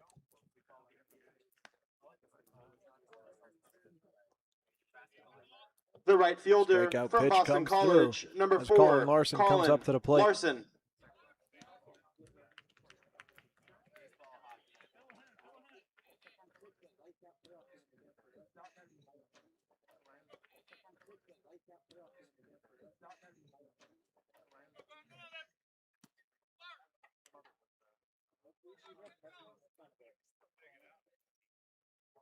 Larson showed bunt his first at-bat, going lefty-lefty here against Braden Sharp. Sharp himself fielding the bunt and getting the put out at first. Gets a called strike to start off this at-bat. You got Embry at third playing even with the cut, maybe anticipating him to drop one down. But Miller's back. If he does drop one back down, it should be down the first baseline. Strike called here again. Colin Larson had just 32 plate appearances against lefty pitchers in 2026 with Boston College, hitting .130 compared to his .244 batting average against righties. Goes digging for this one. Comes up empty. And it's a strikeout. Back-to-back Ks here for Braden Sharp. Well, good morning, good afternoon, good night. That was 3 pitches, and it was the exact same pitch that got Connor Capisi to strike out on. It was that breaking ball down in the dirt. So clearly, that's the looking like a really good pitch. From Boston and I want to College, emphasize something. Because number 7, it's a 12-6 Julio Solier. He has the advantage of using the fastball to set that up more, because if he starts a fastball at the top of the zone, then he starts the 12-6 in the same spot, and that one ends up in the dirt. Like, that is just so tough to work with as a hitter, and it's showing right now. First pitch to the top of the order as we flip over back to Julio Solier. There's a ball inside. Maybe it's partly something to do with it being a night game, because it might be harder to read some spin, because that's what's really important too as a hitter, reading spin. And a lot of times at night, it's tough. Ball skips in, blocked up by Ortega, falling behind 2-0. Solier had a double in the fourth. Same spot, came up with 2 outs here. Kept the inning alive to give Ryan Garrity a chance to drive him in. Did not come through. Popped up to Charlie Bates.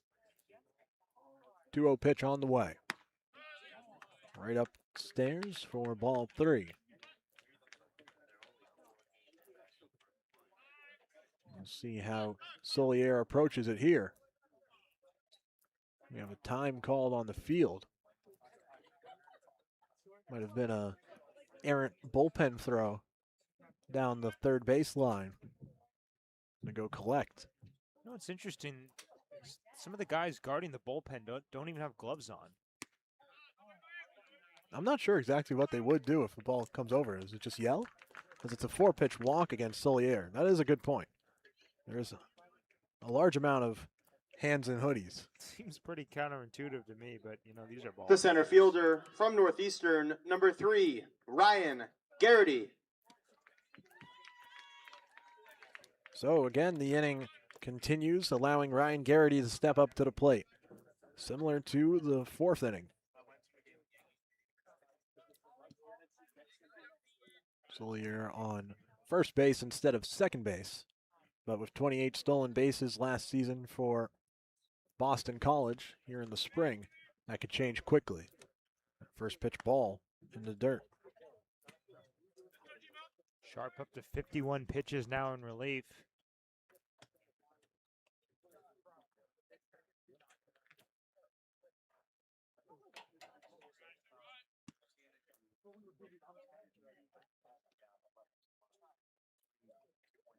Sharp able to hold runners on from the left side of the mound.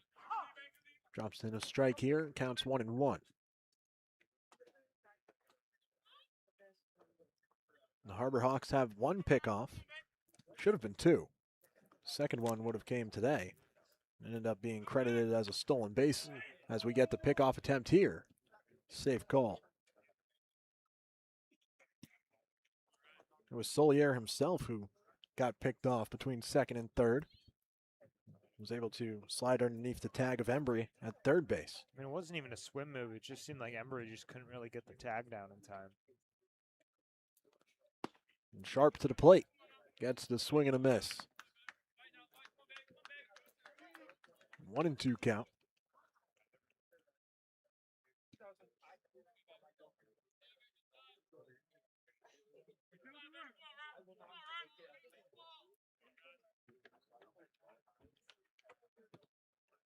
The 1-2 in the dirt. Counts 2-2.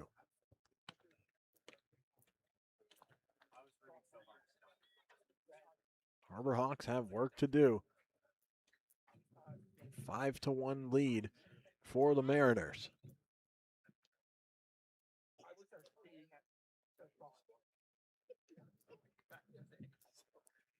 2-2. Drops in, freezes him for strike 3.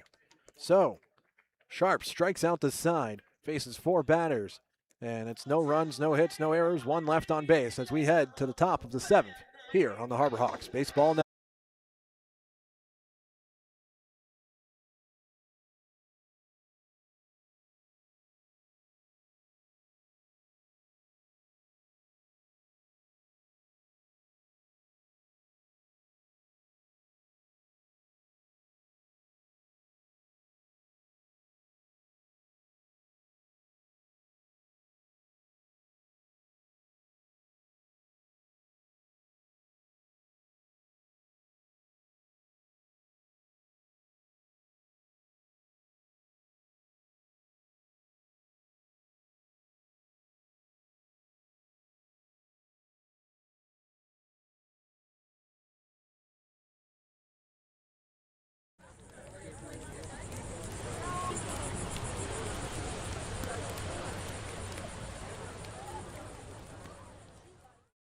Lifestyle 101.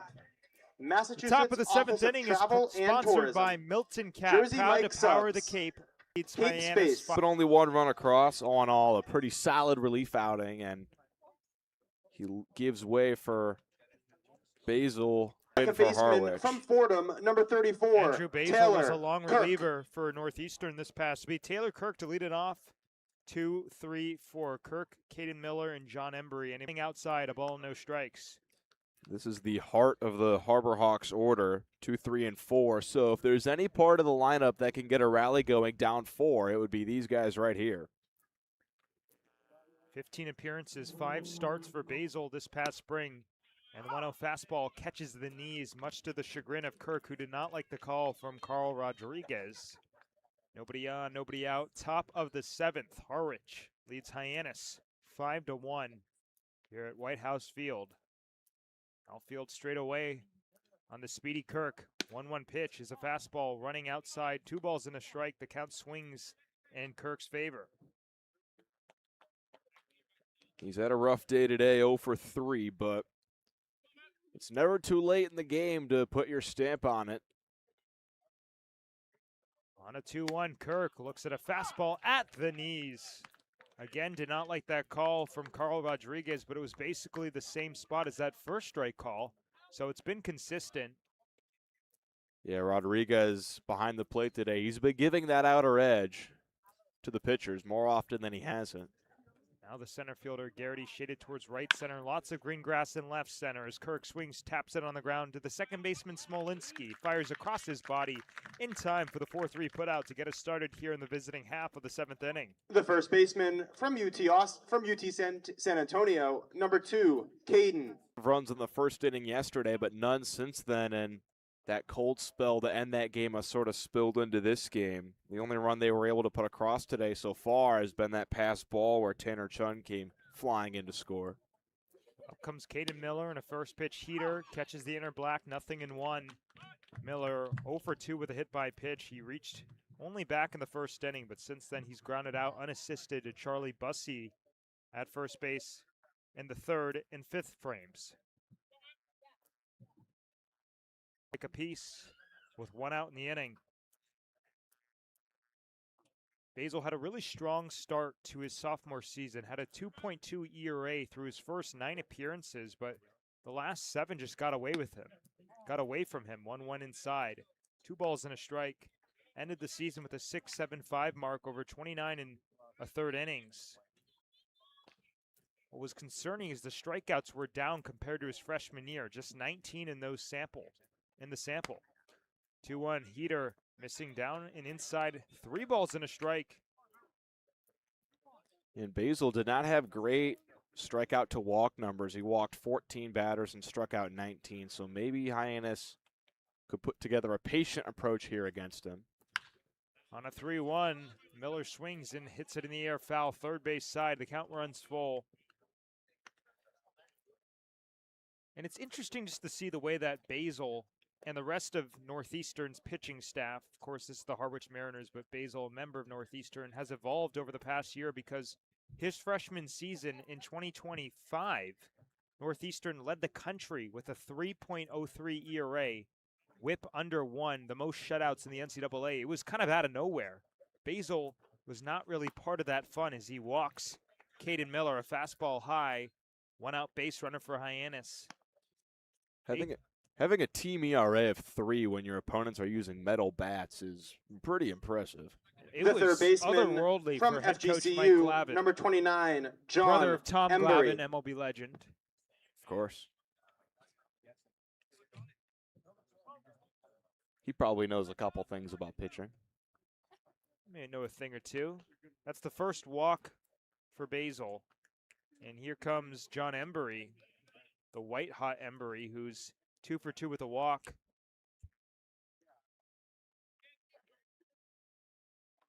Was 2 for 4 yesterday as he fouls one into the mitt of Connor Capisi. 1 out, a man on first base. Harwich leads Hyannis 5-1 here in the Harbor Hawks half of the 7th.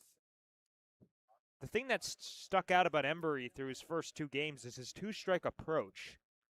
All of his hits, you heard that right, all of his hits, as this ball catches the outside corner, 0-2, have come on 2 strikes. And it's a testament to the approach of the future Florida Gator, of course, transferring over from Florida Gulf Coast to Florida this upcoming fall. We'll get to see it now on 0-2. Here's the offering, and it's down in the dirt. This will get away to the backstop, as that'll allow Miller to advance at another 90 feet on the wild pitch. The one thing that he doesn't do, Embury, is he doesn't take third strike.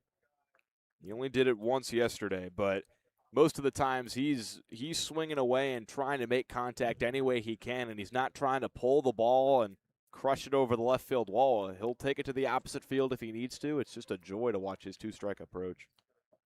1-2 in the air, right field side. We'll do it again. And he did it right there, just kept the weight back, was able to spoil that pitch away down the first base side, and he lives to see another pitch that he might like more. So Basil just to 5.8 strikeouts per 9 through the 29 and third innings this past spring, but he had a 9.8 mark his freshman year as he gets a huge swing and a miss. This is going to get all the way back to the backstop, and that will allow Embury to reach. Miller takes third on another wild pitch from Andrew Basil, and just like that, the Harbor Hawks have something brewing. Runners at the corners and 1 out in the inning, and Trey Hossie coming up to the dish. Yeah, you don't see too many batters reach on a drop third strike, but this backstop here at White House Field is huge. There's a ton of room behind home plate, and with that one skipping to the backstop, I mean, Embury, he could have just walked to first. Catch into the gap. Miller can trot home to score. Sacrifice fly for Trey Hossie, and Hyannis pulls within 3. Now trailing 5-2 here in the top of the 7th with 2 outs. Yeah, Hossie gave that one a pretty good ride into the left center field gap. Opposite field hitting, but the catcher with some UC great Irvine, speed out there, was 17, just able to run that Efren one down. Ortega. Still, though, Hyannis cuts it to 3, and the inning is still alive for Ortega. Second RBI of the year for Trey Haase. He had an RBI single on opening day against Brewster on Saturday. And Embury remains on first base. First pitch is right on the ground, back to the mound. As Basil flips back to the first baseman, Charlie Bussey, to end the inning. Caden Miller comes in to score. John Embury is left at second base. 1 run, a hit, no hits.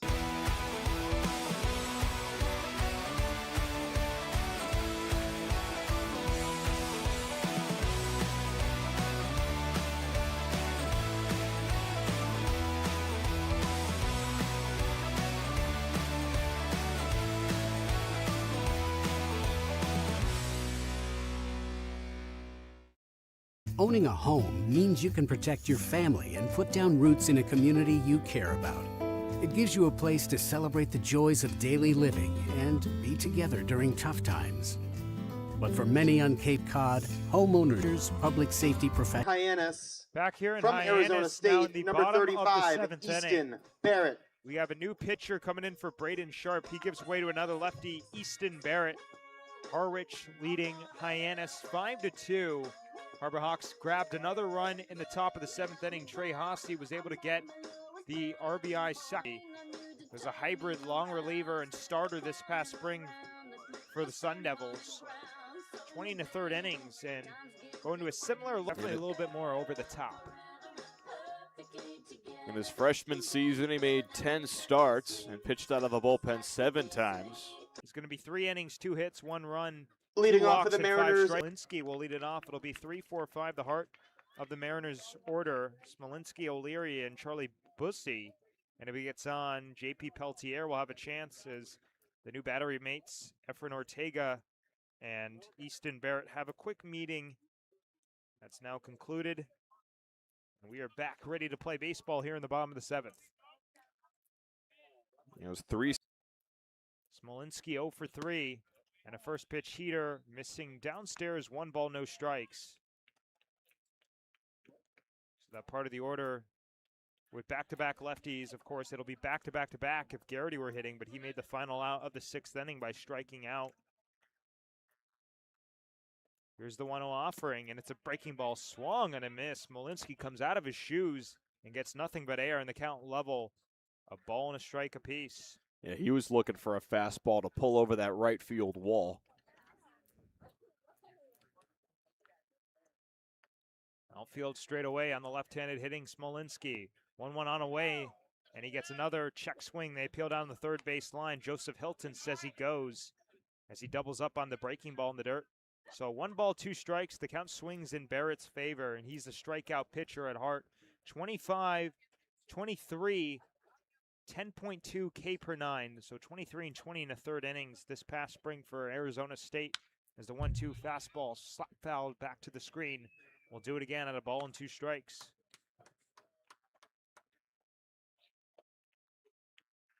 The walks were very high this past year for Barrett. 25. So an 11.1 walks per 9, and that was a real sample size of 20-plus innings. Here's the 1-2. Breaking ball cut on and missed. Strike 3. He went to it 3 times in the at-bat, and he gets 3 swings and misses with the bender. Good start to the outing for Easton Barrett. Yeah, that one was a big hook that just curled back over the plate against Smolinski, and by the time he realized that that one was coming over the plate, it was too late. Barrett played in the Cape League last summer and actually pitched quite a bit, 21 2/3 innings for Falmouth. A 4.57 ERA, very respectable. And he did have the walks cut down then, just a 3.7 walks per 9 for the Commodores. As O'Leary looks at a first pitch bender, missing low, 1 ball, no strikes. You got to wonder if he was more confident attacking hitters when they have wood bats in their hand. I was thinking the exact same thing. Fastball, strike over the outside corner. Count even up at 1. Nobody on, 1 out.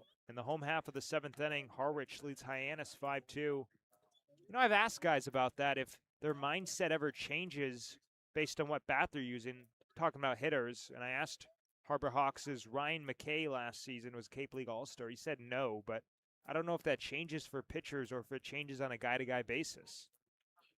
1-1 blows the express by him. And the count swings in Barrett's favor. 1 ball and 2 strikes. I really kind of have to work around guys if they're using a metal bat. I think just because you can just poke one with a metal bat and it can find the corner of the stadium for a home run.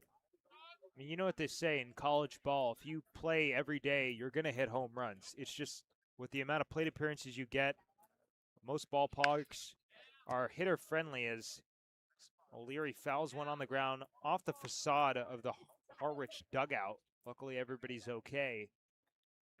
So we'll do it again at 2 balls and 2 strikes. You got Charlie Bussey waiting on deck.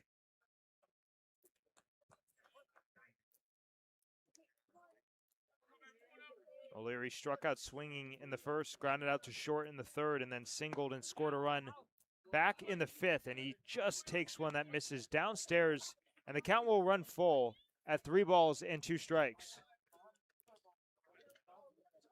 And Barrett struck out Smolinski on that big front hip slider.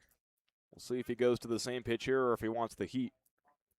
On a 3-2, O'Leary takes strike 3. Fastball on the outside corner. Back-to-back strikeouts to start off Easton Barrett's relief day. And I think you saw O'Leary there. I think he was waiting for that slow curve. Marion, number 19, Barrett Charlie just blows the fastball Bussey. by him. Charlie Bussey coming up to the plate for the 4th time. There's one thing to note when a guy's kind of rolling like this is that they get into a rhythm, and it's really hard to take them out of the rhythm. If they come in and they're walking a lot of guys, they don't have a great feel. First pitch on the way, fastball away, 1 ball, no strikes. It's almost as if they're just always trying to get back to even ground, like they're digging themselves out of a hole.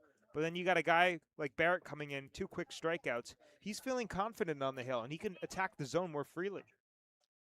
Definitely, especially if he can pick around where he wants to pitch each of these players. On a 1-0.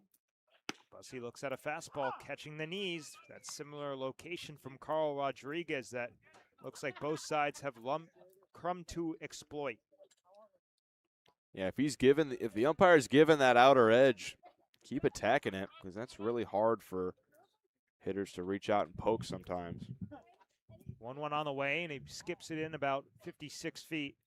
Nice stop from Efren Ortega. Of course, nobody on base, but I'm sure Rodriguez behind the plate appreciates the stop.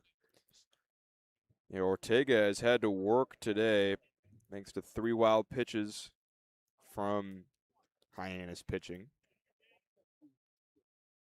Feels like every inning he's going to his knees and blocking balls with his chest. Out of the windup, 2-1. Fastball sails high. 3 balls and a strike coming up to Bussey, who walked back in the 5th inning. One of 4 walks for Hyannis. So far tonight, the Harbor Hawks kept it largely clean. With locations across New England and the newest and most reliable inventory. Milton Reliable Inventory. Milton Rents is your local source. When I started teaching on the Cape 30 years ago, you could buy a house on a teacher's salary. But today, teachers, public safety officers, healthcare and hospitality workers, the people who make the Cape work, are struggling to find homes they can afford. And I really worry about the kids who will follow us. I think it's time we learn to do better. If housing on Cape Cod matters to you, join us at capehousingmatters.org.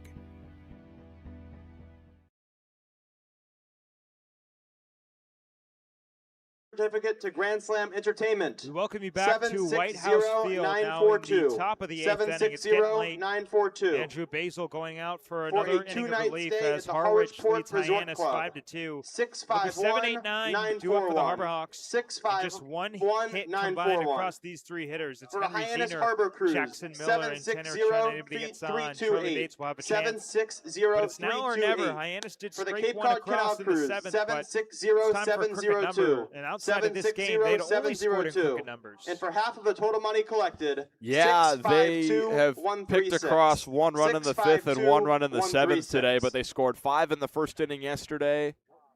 They scored 4 and 3 Leading in one off inning for on Hyannis, opening the left day, fielder so from USC they have the Upstate, pop. number They were able to 41, push one Henry across last inning Zaynor. thanks to the Trey Hossey sac fly. You got Zener, Miller, and Chun up now, 7, 8, 9. If one or two of them can get on, you can flip things to the top and maybe get that crooked number rally going. First pitch fastball on the way from Basil will miss upstairs. 1 ball, no strikes. Zener 0 for 2 with a pair of strikeouts and a walk. Now 0 for his last 7, dating back to Saturday. He was 1 for 3 against Brewster as he takes a fastball strike over the outside corner. 1-1, and he was 0 for 4 yesterday batting leadoff, and today he's batting 7th. Some might say he's due, and there might be no better time than now to poke a single somewhere and lead off the 8th inning on the right foot. This is a guy who had plenty of those this past spring, and he's late on a fastball. And the count swings in Andrew Basil's favor, 1 ball and 2 strikes. Zener seems to be struggling with the fastball so far in these first couple of games. Most of his swing and misses have been when he's late on the heater. Of course, part of the Big South Conference, so probably doesn't see as much velocity as he fights one foul off to the left out of play. Basil went to the bender, and will do it again at 1-2. The Big South has a couple respectable baseball programs. USC Upstate, where Zener plays, is one of them. But schools like Winthrop, High Point, and Gardner-Webb are also pretty serviceable mid-majors. Here's the 1-2, and Zener swings and misses 3, pulled the string, and the changeup gets Basil his 2nd strikeout. Jackson, Miller. Yeah, Zener saw that one drop out from underneath him. Really just a perfect pitch by Basil. You'll take that any day of the week on 2 strikes. So that brings up Jackson Miller, who has struck out in each of his last 2 at-bats.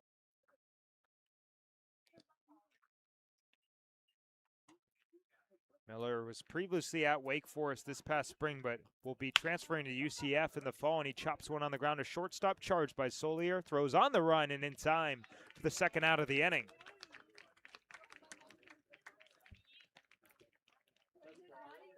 This is a good bounce-back inning, at least so far, for Andrew Basil.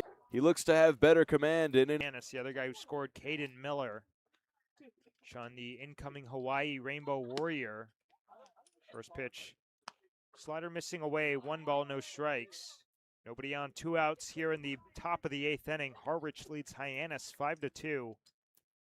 Local kid out of Honolulu, Hawaii, so going to be joining the program that he rooted for as a kid. 1-0 fastball catches the outer black, and the count level at 1. Chun did not play yesterday against Wareham. He did play opening day against Brewster, and he batted 8th, but went 0 for 3 with 3 strikeouts and was pinch hit for before his final plate appearance. He's had a better game number 2 today. A single and a walk and a run scored.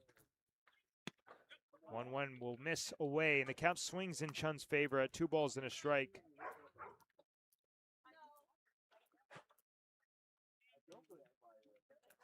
Chun's been able to jump out of spells, little cold streaks in the past. He had an 0 for 19 streak in March for Tulane as he sends one on the ground to shortstop to the back end. Solier in the deep hole, skips it in time.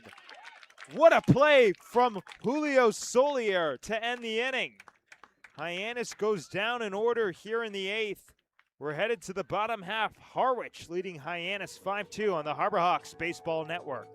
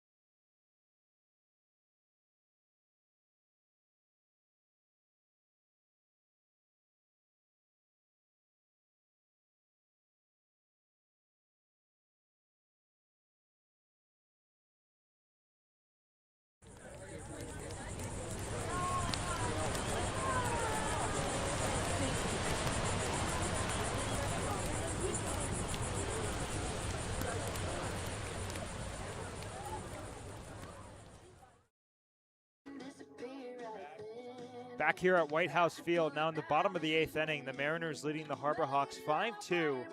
It'll be 6, 7, 8 due up against Easton Barrett, who went 1-2-3 in the 7th with 2 strikeouts. J.P. Peltier, Quentin Coates, and Connor Capisi. Anybody gets on, Colin Larson will have a chance. I got to say, this game was moving at a snail's pace earlier, but it seems like as we've approached the later innings, it's kind of sped up a bit. Some more clean baseball, which usually feels like it's an inverse trend, but regardless, a couple 1, 2, 3 innings traded by pitchers back in the 7th. Yeah, this game was dragging on in the first couple of innings. We were nearing 3 hours at the 6th inning mark, but leading off for the Mariners, 7th and 8th the have gone by pretty from quickly. Wright State, number 13, J.P. Peltier. So Peltier to lead it off, who is 0 for 3 with a pair of lineouts and a punch-out, getting his first look at Easton Barrett. Left-hander pitching out of the windup. Kicks, fires, and a breaking ball right at the knees. Nothing in 1.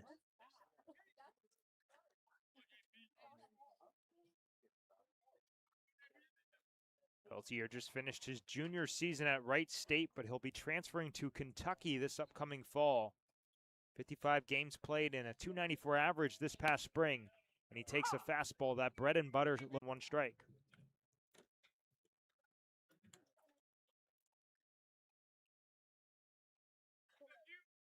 Outfield straight away on the designated hitter. Here's the 1-1, and it's another bender. This one will miss well too low for Carl Rodriguez's liking, and the count swings in Coates' favor at 2 balls and 1 strike.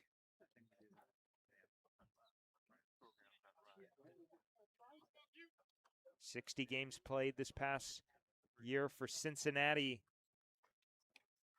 For Coates, looks at a 2-1 fastball downstairs. That one just overthrown from Easton Barrett. Kind of spiked it, came down a little bit too early. So a 3-ball count, and this is where it gets dangerous. We mentioned the walks were a problem at Arizona State this past spring. The 25 and 20 in the 3rd innings, that was an 11.1 walks per 9, the first 3-ball count of his relief appearance, and he will get his first walk right here. Throws it low, and Coates is a 1-out base runner. Let's take a look at the scores across the Cape, presented by the Massachusetts Office of Travel and Tourism. Number 23, Connor Hyannis Capise. and Harwich, the only game still going, but Bourne and Cotuit is over after 7 innings. A light out, 3-3 tie because Cotuit without any lights. YD and Falmouth. YD wins that one 3-2 to advance to 3-0. Wareham wins its first game of the season, 7-6 over Chatham. And Orleans takes a 9-1 win over the Brewster Whitecaps as Connor Capisi swings and misses, strike 1. So Chatham is now the only team in the Cape Cod League who've yet to win a game. They're 0-3. Like you said, YD 3-0 and Cotuit 2-0-1 after the tie with Bourne today.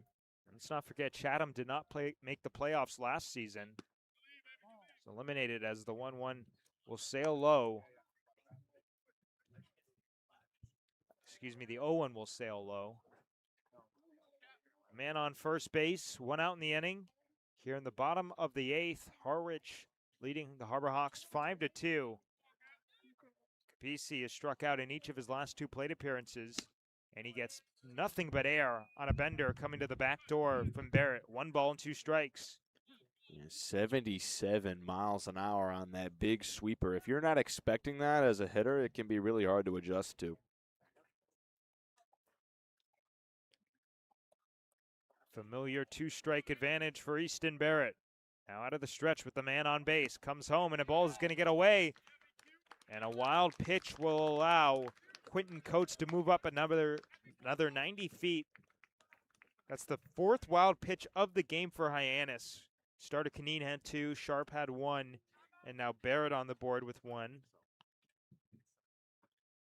And some of them were costly. 2 of Harwich's runs, of course, not coming on wild pitches, but perhaps results of wild pitches, as it looks like we might have a pinch hitter, or pinch runner, rather.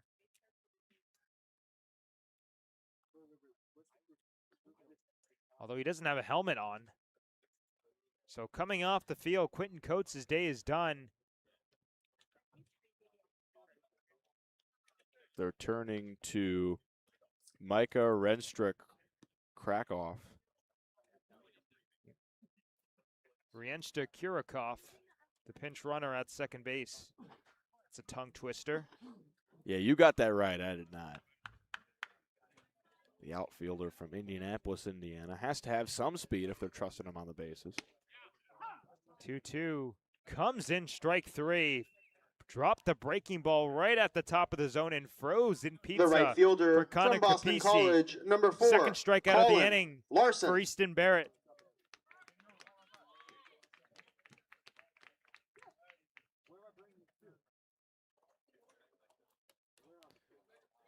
And this last out will be huge for Hyannis because if they can keep the runner on second, 3 runs with the top of the order coming up is not an insurmountable deficit. Colin Larson, the lone guy, 6 through 9, who has gotten a hit in this part of the order, takes a strike. 0-1. He doubled and scored a run back in the second inning.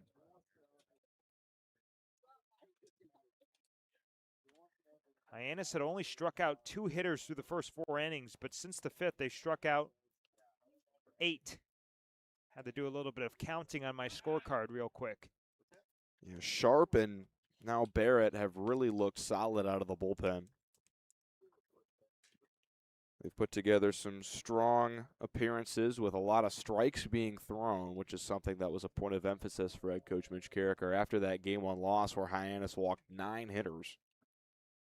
Only 4 today.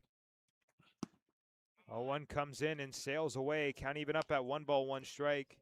Larson out of Boston College, teammates with the guy on deck, Julio Solier, who's had a phenomenal game. Offensively for sure, but defensively, as we saw in that last inning as well. He's been terrific over there at short. I mean, he's made some really tough plays. 1-1 in the air to right center field. In comes Jackson Miller. He's got a plate on a hop, and that will allow Riensta Kurakov to come home to score. An RBI single for Colin Larson, and Harwich grabs an insurance run. They take a 6-2 lead here in the home half of the 8th inning. The shortstop from BC, number 7, Julio Solier. Yeah, that's big. That's big for Harwich. 4 runs. Feels like a lot bigger of a cushion than 3 at this point of the game. Still in slam range, but Hyannis is concerned with getting out of this inning. It's a fastball strike in the 2nd. He also stole a base, a double in the 4th, and then a walk in the 6th. And he's made a couple spectacular plays in the field at shortstop.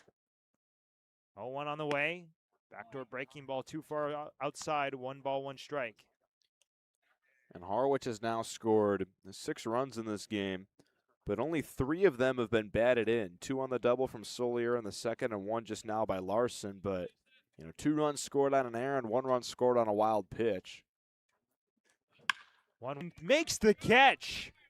What a play by Tanner Chun, laying it out to end the inning. But Harwich grabs another run on 1 hit. Larson, the lone man, left on base. 6-2 Mariners lead as we head to the 9th on the Harbor Hawks Baseball Network. When you need to dig, lift, move, cut, or just about anything else, then dial up the rental source staffed with equipment and construction experts. They'll help you get the right machine for the job and make sure it's delivered when and where you need it. With locations across New England and the newest and most reliable inventory, Milton Rents is your local source. When I started teaching on the Cape 30 years ago, you could buy a house on a teacher's salary. But today, teachers, public safety officers, healthcare and hospitality workers, the people who make the Cape work, are struggling to find homes they can afford. And I really worry about the kids who will follow us. I think it's time we learn to do better. If housing on Cape Cod matters to you, join us at capehousingmatters.org.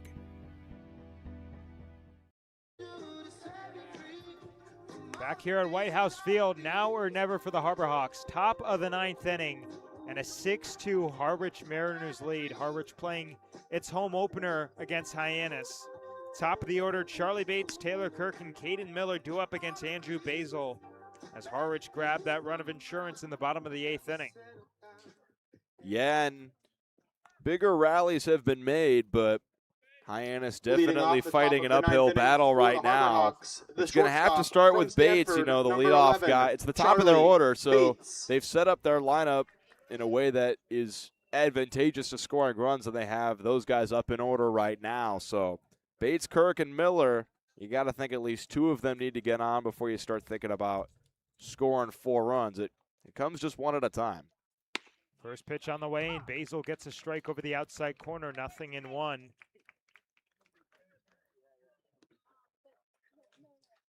So far for Basil,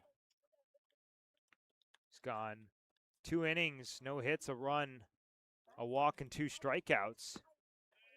And he gets one down low, count even up at 1 ball, 1 strike. He hasn't pitched in a while. This is his first appearance of the Cape League summer, but his last game for Northeastern was May 16th at Towson. He gave up 6 earned runs in 2/3 of an inning. On a 1-1, Bates spits on a fastball up and away. Count swings in Charlie's favor. 2 balls and a strike. I'm sure he's glad to put that outing behind him and put together a solid 7th and 8th so far here on the Cape. On a 2-1, Bates swings and hits it in the air. Third base line, Sean O'Leary going as far as he can go, but that one with runners in scoring position. A big change in pace versus games 1 and 2, where Hyannis combined to go 5 for 14 with RISP. That's a 357 clip. So today's just been a different story. Yeah, they just really haven't been able to find the timely hit. On 2-2, Bates swings, chops it on the ground to second base. Ty Smolinski to his left. The throw pulls the first baseman Busty off the bag, and Bates will reach. Yeah, a little bit of an unforced error there by Smolinski.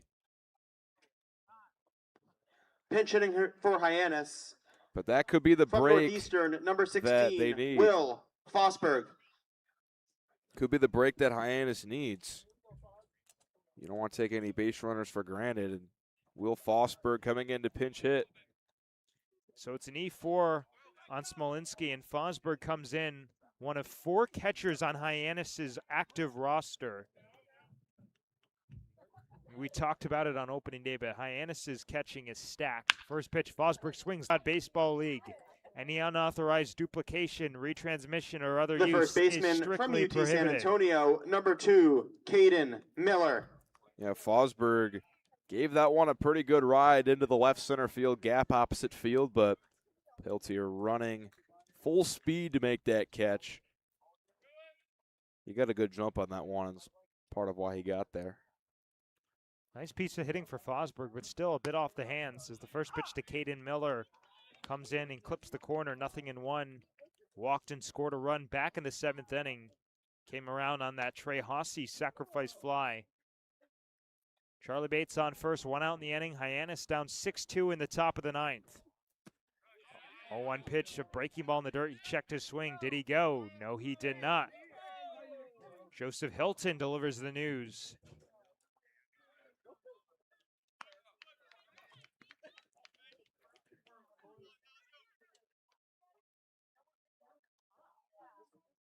Center fielder Ryan Garrity shaded towards left center, so lots of green grass in right center.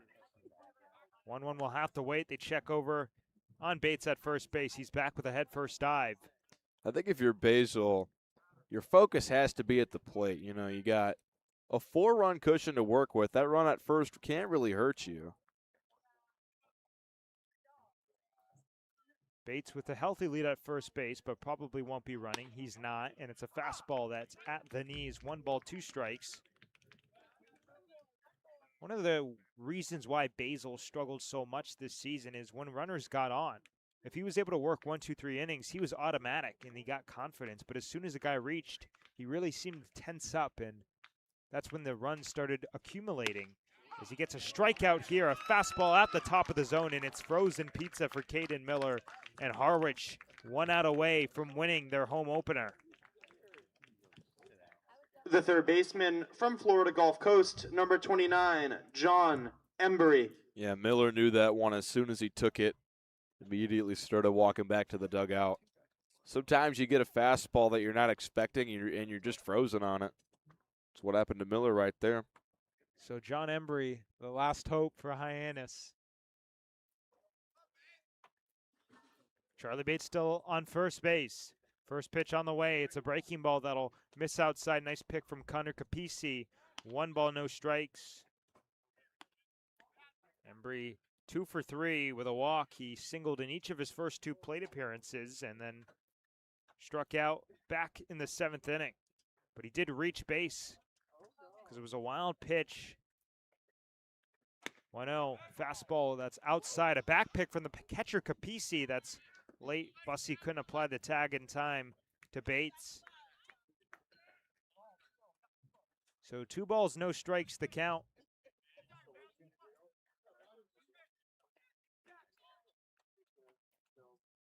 Hyannis' first 3 hitters have combined to go 0 for 11. It's hard to win a baseball game when that happens. As Embry swings, launches it towards deep left center field. Long run for Garrity, and he's not going to get there. It bounces into the corner. Carricker will wave home Bates. He will come in to score without a throw. An RBI double for John Embry, and Hyannis has life in the 9th. They cut the lead. They cut the deficit in half, trailing 6-3. The designated hitter from Louisiana Tech, Embry, number 36. I mean, when Trey you're hot, you're hot. 3 for 4 today with a walk to go along with 2 hits yesterday. And, you know, don't look now, but the tying run is on deck for Hyannis. You got Hossey up right now, who's been seeing the ball well, had 3 hits yesterday. A single and a sac fly today. He's got the favorable lefty-righty matchup. No game is ever over till the last out is made.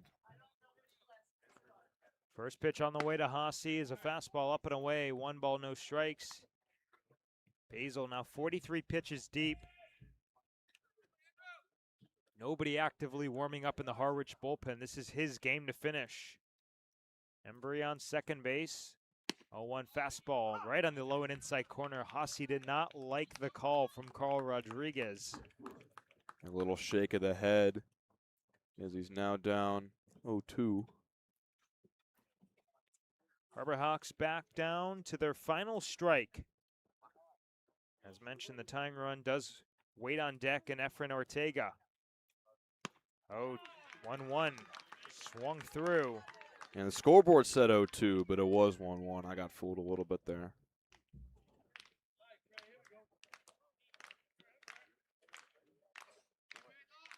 Basil comes set, has his sign. The 1-2 offering. Hossey swings and spoils it foul up the third base line. We'll do it again at 1-2. Just got to protect right now. Guy who's good at that. Hit .329 this past spring at Louisiana Tech and recently announced his commitment to transfer to Ole Miss, where he will join former Harbor Hawks Hayden Federico and Will Libbert. Here's the 1-2. Hossey spits on a breaking ball down and in, and the count even up 2 balls and 2 strikes with 2 outs in the inning. John Embry on second base. It's the first RBI of the year for Embry on that double. Now 5 hits through his first 2 games as Hossey swings, hooks it on the ground of first baseman Bussey. He'll take it to the bag himself and end this game. Harwich wins its home opener as Hyannis drops to 1-2 on the season. Harwich improves to 2-1. A 6-3 final score in favor of the Mariners here at White House